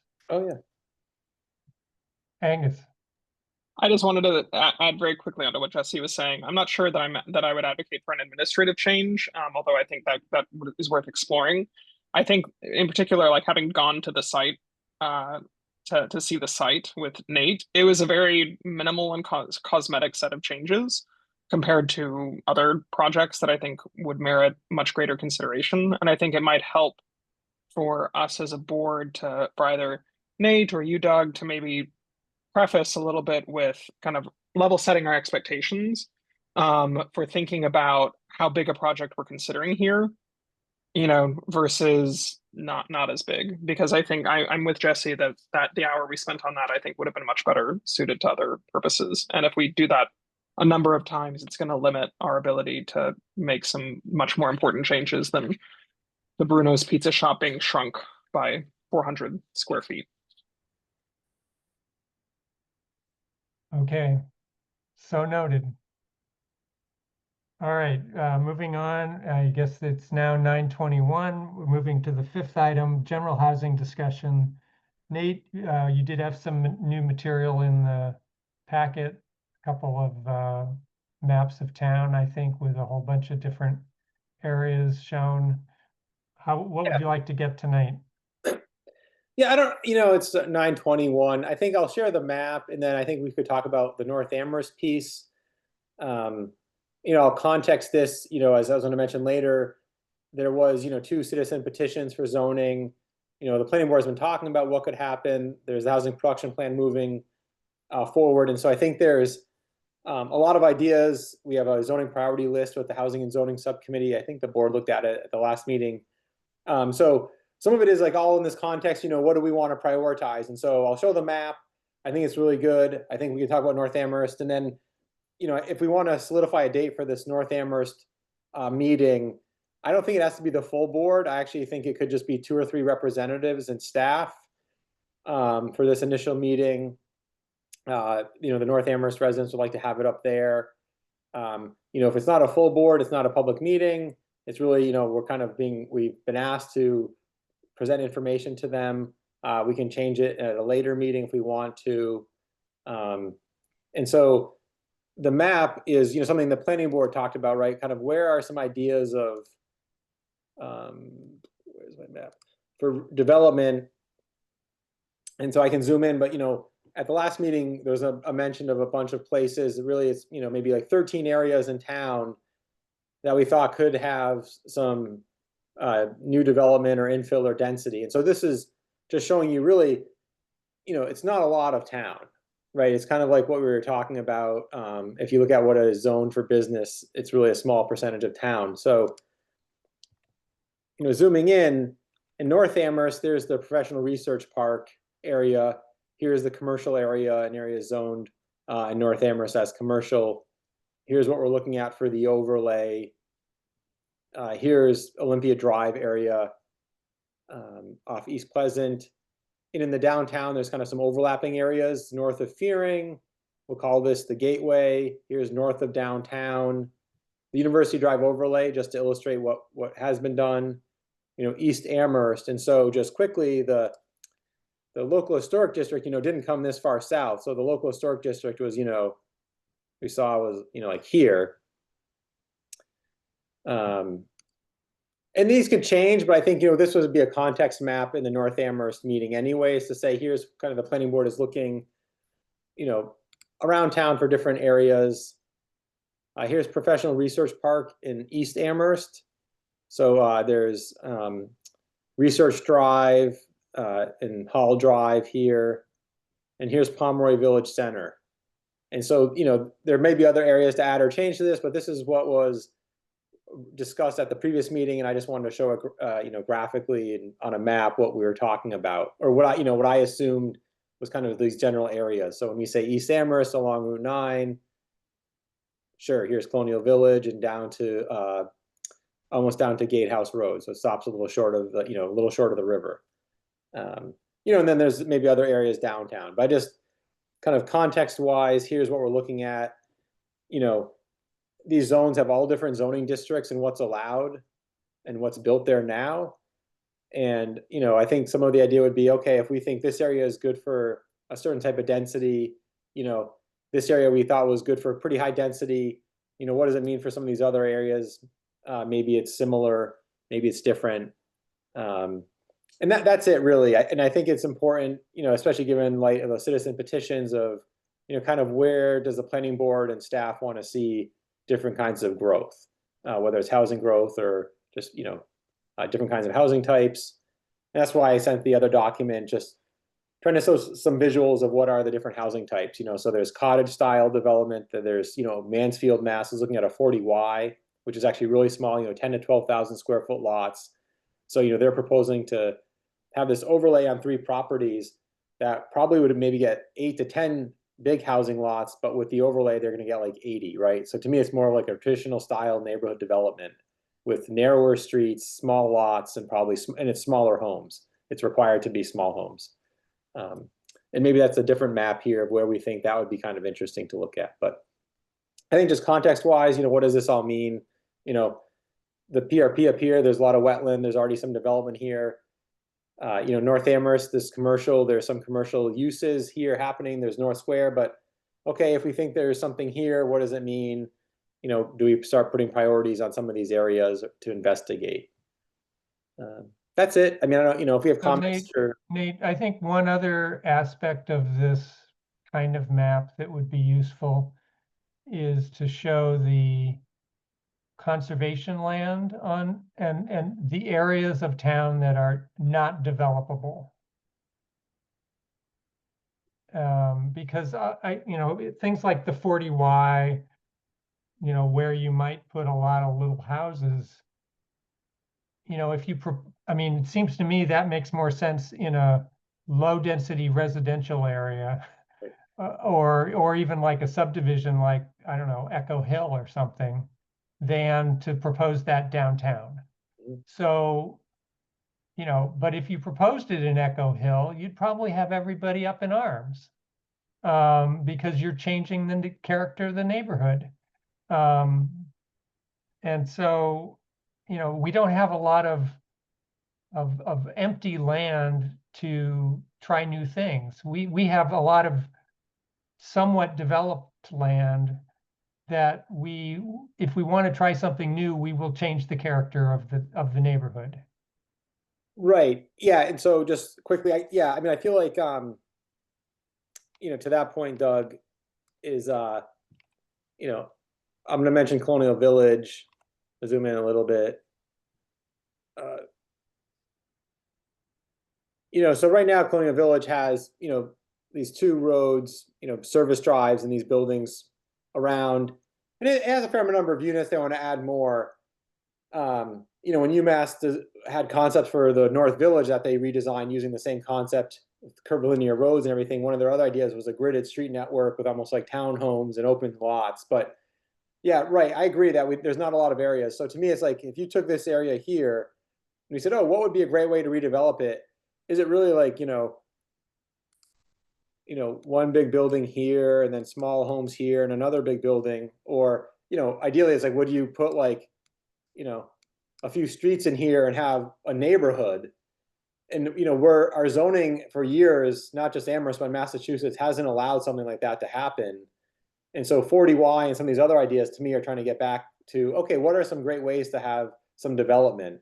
And I think it's really difficult because, right, there aren't these areas of land like here. If this weren't all wet here, I'd say, wow, this would be a great place to put some neighborhoods. But, it's at Amherst College, it's all wet. So I agree. I think they have to be strategic. I can add some layers to the map. I think it's, a start of a conversation of what we want to see. Okay, Jara? Thank you. So just so I understand like how we're framing this is essentially a map of areas that we've discussed for investigation for future development, redevelopment, or concentration of growth. We're not saying necessarily like this is we're going to take what we did in University Drive and do it in all these areas, but the idea is that we're going to be presenting this map as a part of our event in North Amherst to demonstrate that we're looking at a variety of different places for a variety of different strategies. Is that a fair synopsis of what this is? Okay. Yeah. Okay. So it's like we could do a small area plan for one of them. We could do an overlay for another. We could do nothing for another. Is that correct? Yeah, I think, in 2023, the planning board had extra meetings for 6 months and met in the town room, and we had the town manager and representatives from UMass and the Housing Trust. And, some of these areas were identified then about, okay, let's create this list of areas we would want to work on. And then, University Drive became the first one, and it took a while to get through. And then we started with North Amherst. And I think some of it is, North Amherst residents might be asking, well, why are we focusing on North Amherst? What about elsewhere in town? And it's like, well, there's been, these dozen other areas that have been discussed. It just takes a lot of time to then actually bring an idea from, a concept to a zoning regulation. And so this, right, is kind of showing context of who knows what'll happen in some of these other areas, right? Maybe it's just a district change without anything major, but, there's consideration for these other areas in town as well. Right. Okay, great. Thanks. Jesse? Thanks. Nate, I would also say that's exactly how we should open the meeting in North Amherst, exactly what you just said. Saying that history of how we got here and how these were identified. I would also maybe just visually, one minor suggestion would be to make University Drive overlay in a different color and, name it, and then also North Amherst in a slightly different color, because that's what we're working on now, to sort of show a progression. Yes. And likewise, I like your idea of presenting, exactly how you just talked us through it. Maybe in Colonial Village, we want to think about this other style of development, like give some more concrete examples people could think about, not just leaving it very vague. I like describing it like that a lot. All right, thank you. Fred? Minor point, but I like the approach, and I think part of the initial presentation should be I think people all over the town understand this, that what's really driving market distortion is student housing. And that's a very logical reason why the property in North Amherst fits with what we did in University Drive, because it brackets the university. I think people will understand that fairly obvious situation. All right, Fred, or rather Bruce. I agree that this is a good way, or it's an okay way to open the meeting, a discussion with North Amherst residents. But Nate, no more than 30 seconds, maybe 60 seconds at the most. Really, this is simply an intro paragraph, but don't go on about it. Aim for 30 seconds, or whoever's doing it, aim for 30 seconds. Because what Fred's talking about is the main course. And we shouldn't shy away from it. And let's not be mealy-mouthed about this. Let's just go in, say what we're going to say it clearly, and don't give a shit about whether people are going to be for it or against it. We know what we're trying to do. Let's just be clear and honest and bold about what we're trying to achieve and why. And then, if everybody votes against it, we've done our best. We're not responsible for the way these people will vote up here in this end of town. All we can do is try our best to make a case as to why it makes sense. And if people's prejudices or superior intelligence in terms of what they understand or whatever, there could be all sorts of reasons. We're trying our best to find a solution, or to do the least we can, the best we can, which is not a lot, which is to create an opportunity for the kind of housing that we think is necessary to solve the problem in town, or to contribute to solving the problem in town. But let's not be wishy-washy about this. Let's not prattle on forever about it. Let's be clear. Let's be brief and speak in bullets, and then sit back and listen, and just listen. That's what we want to do. Mostly we want to listen. I don't want to convince my neighbors that this is the right thing necessarily. I want to find out how it could be better, and I want to help them make what we might think is the best decision, but it may not be the best decision. But we're going to find out. So that's the thing. Don't prattle on about it. Let's go there, say something brief and pointed, and then listen to what's being said. All right, thank you, Bruce. Angus. Just wanted to add here. All right. Well, I guess I will add, I'm not sure I would make it really clear that we don't give a shit.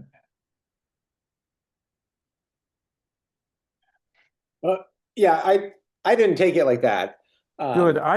Nate, frankly, I was getting rattled by the amount of time you were taking to explain something which I thought could be said in about a sentence and a half. And I was concerned that that would be the character of this thing. And I think that it's just going to go south. So I guess I care about it, but I'm not going to try and block every exit to this thing. I want to find out what people think about it. So our job is to be clear about what we think, not to try and second guess everybody. Oh, That's sure. their job. Talking about the map was not at all my intro or what would have been said for the North Amherst thing. It was more talking about the map. Okay. Well, look, I've unwound myself, so I'm good. I'm sorry if I'm getting too anxious or too aggressive about this, but I want what we spend a lot of time. We go over this. We've been talking about it. We seem to go over the same damn thing all the time. I'm ready for something pointed, some kind of next major step. All right, thank you, Bruce. We should set a date, Nate.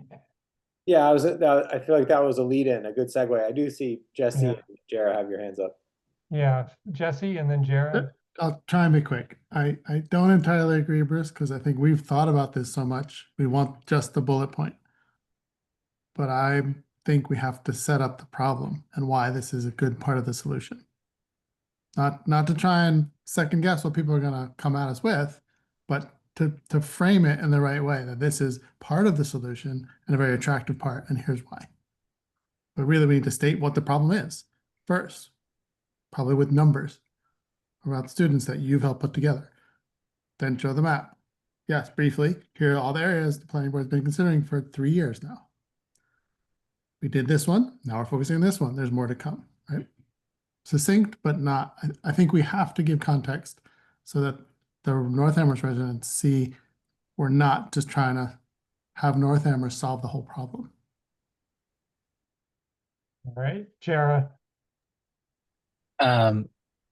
Two things, and I will also be brief. Number one, I think it'd be really beneficial and important that I know this is being organized, I believe through homeowners association or neighborhood association, but seeing as we are intending this to be for students or renters, I feel like it's important that we invite them to be a part of this process as well. And so I don't know if that's reaching out to UMass Student Life or if it's the property managers for the current rental properties that are there. But, I think it's really important that we incorporate the feedback of the people who will actually be living in those units, not just the folks who live adjacent. Of course, I don't mean to diminish the relevance of their feelings and interests, but I want to make sure that we're inviting everybody who's going to be impacted by this zoning overlay and not just those who are aware of our initiatives. The second part is that I would love to help with the presentation if there's any role for me to play with that. Yeah, so sorry, I'll jump in. That's great. Yeah, so this was a framework that the public or the subcommittee, the Housing and Zoning Subcommittee came up with. I think really, so there's some dates suggested by North Amherst for October 21st or 23rd, or the 22nd, which I don't think will work. And so, if we like those dates, we could talk about it. I was going to ask for, 1 or 2, maybe 3 members to help with presentations or preparation of material. So, what we said here was, right, no more than 10 slides, some maps printed out or ready to be shown, depending on what the meeting format would be and where. And, all of it can be encompassed within, some quick bullet points that's been mentioned. And so really it's a listening session. Jara, I guess, I guess some of it would be, we have to talk about what we think this is. So the North Amherst residents asked for this.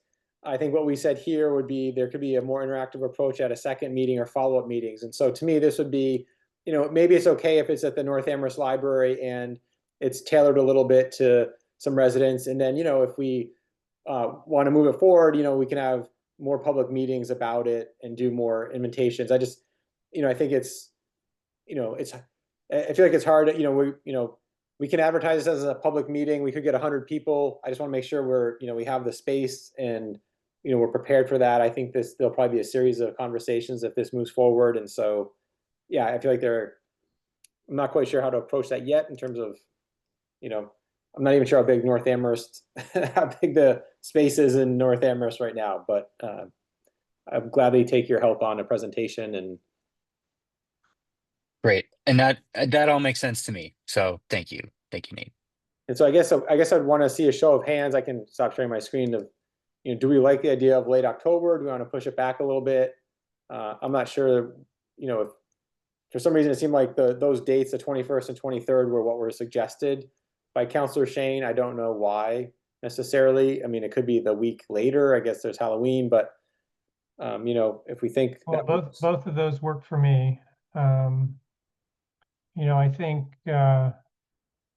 it's clear Bruce thinks we've talked about this enough, and we need to get out there and see how people feel about it. Socialize it. Yeah. I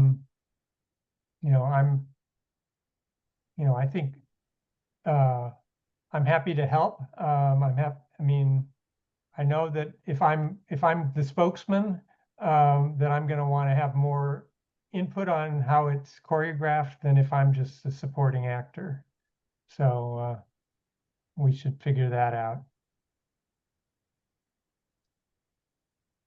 Yeah, but I think in terms of producing material, most of that's going to fall on you, Nate, and Pam, at least graphic material. As far as slides that have text on them, I mean, we can all do PowerPoint. So, Yeah, I mean, so Thursday, the 23rd, to me, it's 2 weeks from tomorrow. That would be okay. I think that gives us, hopefully enough time to pull it all together. Is that something we think works and we can let North Amherst Yeah. know? Yeah. I'll be out of town, but it sounds like there's a critical mass that would be able to be there. So I guess that's the question. Do we like the idea of having just a few planning board representatives? If it's a sub quorum, to me, we wouldn't post it. It would just be us going to the North Amherst to present this idea. Like I said, we can always have a public meeting with the full board later at subsequent meetings, but for this initial one, having 2 or 3 members and staff to be there. Bruce?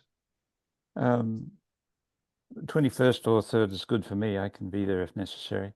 The room is, how many people know and have been in the North Amherst Library meeting room? I mean, I had 35 people in there the weekend before last, and probably 50 in there would be a squeeze. But you can have double doors that open out, so it could spill into the, so I might get 80, and it would be very tight, but it's cooler in the year, so if it gets hot, it won't be because it's 90 outside. So managing expectations around that, I think that room will be okay. It's hard to know who's going to show, but I think it'll be okay. But it could be tight, just so as we know. So I would think that in thinking about, there is a screen there, and I mean, I'm not sure a projector will take up room. But I suppose we do need to use a projector. And there was something else I was going to say, but I can't remember what it is. So I just wanted to work around the space that we would be doing this in. I think it'll be okay, but we might have to be inventive. Well, Bruce, were you talking about the capacity partly to say that we should try to only have a subset of the committee of this board present? Oh, I don't think, I mean, whether the 7 of us or 3 of us is going to Doesn't make a matter. difference to the room. I mean, if 7 of us show up, but we haven't advertised it, it's not a formal meeting of the planning board. I imagine that just means we can't make decisions or do anything, right? And we're not trying to do anything. It's basically a data collection, isn't it? So am I wrong about worrying about whether we restrict this to 3 or fewer? Yeah. I guess the question is this a planning board meeting in North Amherst, which is, or is it us going to North Amherst to, at the request of, District 1? And so to me, it's a nuance, but it is, if we post it as a public meeting, it's a public meeting. We have to take minutes. We have to put an agenda. All these things. If it's not, it's not. I would say it's not, and we should try hard to make it not, because that's work that you don't want to do and no need to do. I mean, we might try and record it just for the purposes, just for convenience, so that we get people's literal feedback. But beyond recording it, I was hoping that it wouldn't have the level of formality of a planning board meeting. But at the same time, we didn't have to be careful to make sure that the 4th board member that shows up has to sit in the car. Jesse? Yeah, I was thinking it would be a non-official meeting, but I'm happy not to be. I'm happy, I think, for Nate and you, Doug, and maybe you, Bruce, if you've been wanting to be a main participant, is for you to decide how this should go and almost decide who should present what. I'm happy to participate or not. I do think it's really important to get the conversation out there as the main goal here and to get the feedback. Well, given my volubility a moment ago, you might want me to be the guy in the car. Yeah, All your neighbors know you, and they know you'll cool off in 10 minutes, and then you'll be fine. Was there a time suggestion for these nights? Just to mark it down.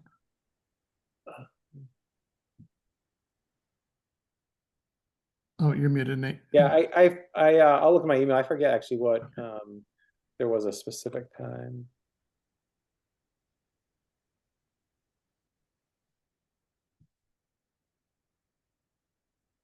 No, I mean, it just said the, I think it was just like the evening, maybe a 6:30 to 8 time slot, I think was suggested, but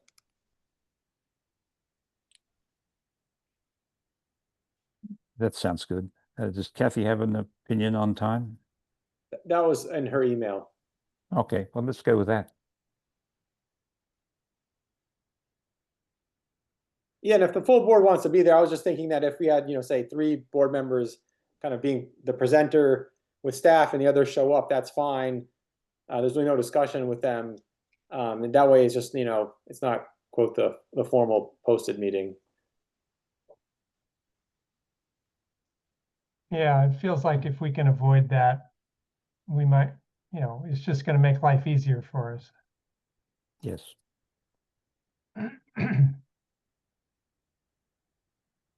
I mean, I still am, yes. I had an informal meeting with the Conservation Commission the other day on behalf of the Amherst Community Land Trust. The consultants, so we showed up and we were squeezed in. So that was, well, actually, that was the informal applicant, not that the board was quite formal. So I suppose, no, I don't know what I'm talking about. Shut up, Bruce.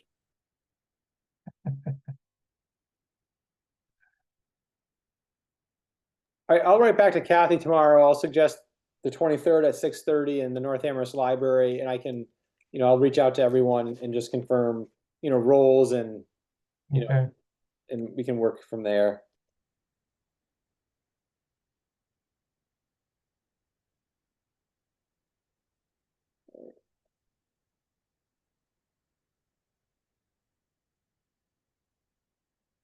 All right, we'll move on then. That's good for our general housing discussion tonight. Time is 9:50. All right, we'll see if we can go through our usual last stuff pretty quickly here. Pam and Nate, any old business not anticipated? No, No? How about new business? no. How about A&R subdivision Form A? No applications? Nope, not All today. right, upcoming ZBA applications we might be interested in. I don't have anything there either. Okay, upcoming SPP, SPR, SUB applications. Yeah, Amherst College is proposing to relocate their salt shed. They purchased 40 Dickinson Street. It was the old Chevrolet dealership, just west of the train tracks. And so that would need a site plan review application that'll likely be coming forward. And then the solar, Shrewsbury Road solar project, there was a preliminary subdivision plan filed. It's been filed twice. It's since expired, 7 months since it was last time. So they might be coming back soon to submit the same subdivision plan, probably in the next month or two, maybe Okay. later. But. All right. Let's see, Planning Board Committee and Liaison reports. Bruce, anything on PVPC?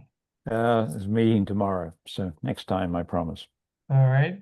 Jesse, Housing Subcommittee? Nothing we haven't discussed really. All right, Angus, CPAC.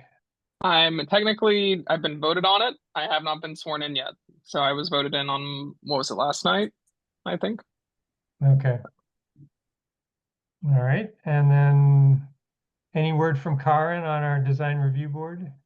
Sure. I let her, we exchanged emails and she can continue serving. I said I would just go into the system and pull out what's been done. And so she was worried that would be too much work for staff. And I said, that's fine. I can communicate with her again. So really, in the last few months, they've looked at, 4 projects are just sign projects in the downtown. So, Vera Cruzana changed location, a new restaurant opened, the Closet opened next to Town Hall. And so their work has been really just, minimal changes to storefronts. They haven't had a lot of, other projects, so. Okay. All right, time is 9:53. Report of chair. I don't really have anything to report. I did think we should, I had two items I thought we should make sure we talk about before we're done. One is Bruce's non-business get-together on Saturday. And the second was, Nate, you and I talked about canceling our next meeting so that Bruce and I could attend the downtown design review working group without missing this meeting. So, Bruce, you are on the downtown working group, right? You're muted. Yes, I am, and I noted that the meeting coincided with what I thought was going to be a planning board meeting. I didn't hear back, but so Yes, yeah, that was expected to be a conflict. yeah. And Yeah, so staff go thinks ahead, it's, Nate. yeah, sorry, we don't have, there's the Atkins project that is continued to that evening. We don't need a quorum to continue it again, and so staff thinks it's important for, Bruce and you, Doug, to be at the downtown design working group. And so we don't have any other business, public hearings or anything that's too urgent. And so, I would probably ask Johanna as the next officer to attend with Pam and I for 2 minutes to continue the archipelago right. project for another meeting. I don't think they'll be ready anyways. And then we would the planning board would not have, we'd have a night off and we'd meet again, as regularly scheduled November, whatever meeting that is in November 9th. Yeah. 5, November 5th. Yes. Okay. So unless someone really wants to meet on the 22nd, I think it's the downtown design standards has been delayed. There's a working group. It's a large number of people. They have draft standards. So I think it's really important to have as many people there as possible on the 22nd for that. Okay. It's also my birthday, so I'm expecting a cake. Oh, okay. Well, we need to let the consultant know. Okay, and then Bruce, you're hosting us for a social discussion this Saturday at 3. Yes, yes. Okay. And I think it's fine just to come in the driveway and park on the side. It's 159, 161. It's the co-housing community, and my house is the Red And Barn. that's on Pine Street. Yes, on Pine Street. It's near State Street, but it's my house is the red old barn. It's got a golden kangaroo finial on the porch, hard to miss. And then we'll be basically out on the back side of that, sitting on the porch and on the grass probably. And this is raining, in which case we can do it inside. There's plenty of room. So come and have fun. I got a table tennis table as well set up outside, so kids can play on that if they want. All right. All right. So that's all I wanted to make sure we talked about during my report. Nate, anything on your report? Yeah, I think I mentioned there was the 2 zoning petitions that council referred to the planning board. And so I think the planning board should hold hearings on those. It can be in the same evening. That'll probably be the second meeting in November. So we have 65 days from the date of referral, which would put us on December 10th.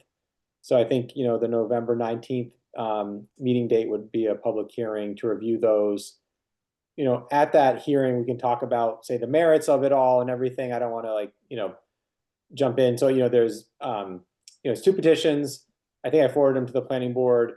The council meeting will probably be uploaded later this week. You could watch it. It was a 2-hour discussion. And so we, at the hearing, we can hear from the proponent, board can ask questions. We can decide how we want to move forward with it. The ADU zoning amendment is going to go to town council on October 20th for the first read. So, we closed the hearing, the CRC did. I think the town attorneys reviewed it. They didn't actually, I don't think they had any changes, maybe 1 or 2 minor ones really. So that's, that'll be something the council will hopefully vote on by the end of November. So that's, that'll be on the books.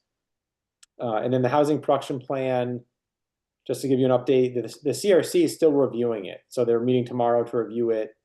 Some of the members have questions about some of the information in the housing production plan, detailed stuff about number of students, also about some of the strategies. And it may be that they want to have changes made to the plan before it goes back to council in November. And if that does, I'd probably just bring it back to the planning board just so you see it again. I think I explained to the CRC that, the planning board, you looked at what you thought was under your purview. And generally, right, I think there was an agreement that the plan provides a good framework. And even if we don't like something, it's not enough to deny it, right? We just don't have to move forward with that strategy, or we can change it after the plan's been adopted. I think the CRC is of the opinion that before they adopt it, they want to make sure it says what they want it to say. And so, for instance, one of the strategies is build more student housing, and people don't like that. To me, it's like, well, that's what the consultant thinks is important, right? To help solve the affordable housing problem in Amherst. They don't say who should build it or where. It's a strategy. And to me, the idea would be after it's adopted, now we decide, well, what do we do with that idea? But let's not say remove it from the plan. Anyway, so I think that's moving through the CRC. The hope is it goes back to council this year to be voted on in late November or December. I really want it to get voted on. I think, like I said, once it is, I'd like for the planning board and the housing trust and CRC to have a combined meeting at some point too, to kind of talk about how do we work together and how do we, divide tasks or priorities and see how we can move it forward. And so I'll keep you, up to date on that. I'm hoping it moves forward. If not, maybe we schedule a meeting with the housing trust anyways, just to understand what they would like to do and what the planning board would like to do. Is CRC the last word on that? They're making a recommendation to council. So in order for it to be sent to the state for approval, the council has to adopt it. And so, the planning board, you voted to recommend it, and the CRC is not quite there yet. So they could in the next meeting or two not get there and recommend to council not to adopt it. I think they have to get it back to council for November 7th or something, their recommendations back to council by November 7th. So. Okay, Angus? Yeah, just two quick questions. One, should the housing and zoning subcommittee look at the petitions, or should we save it for a full planning board discussion? And then second question, has there been any progress on a full-time planning director for the town? Yeah, so the zoning petitions, let's wait for the full hearing, and then we can decide how to move forward with that. If we want to, typically it's the planning board by statute. State law, it's the planning board that holds the hearings. If the planning board then wants to have the housing and zoning subcommittee work on it as part of that hearing, they could. So we'll wait till then. And yeah, the search for the director of planning and economic development is probably going to be concluded in the next few weeks. And so there's been finalists, and it's just going through that process right now. All right, Nate, anything else from? No, we covered everything else on my list, so that's good. All right, anybody have anything else? All right, time is 10:01 and we are adjourned. Thank you all. So our next official Thanks, meeting everyone. will be in November, Right. November 5th, I think Pam told us. Yes, Our next unofficial meeting is Saturday at Bruce's house. that's right. All right, Night. Thanks. good night, Night everyone. off. Bye. Night, Pam. Good night. We'll talk to you soon. All right.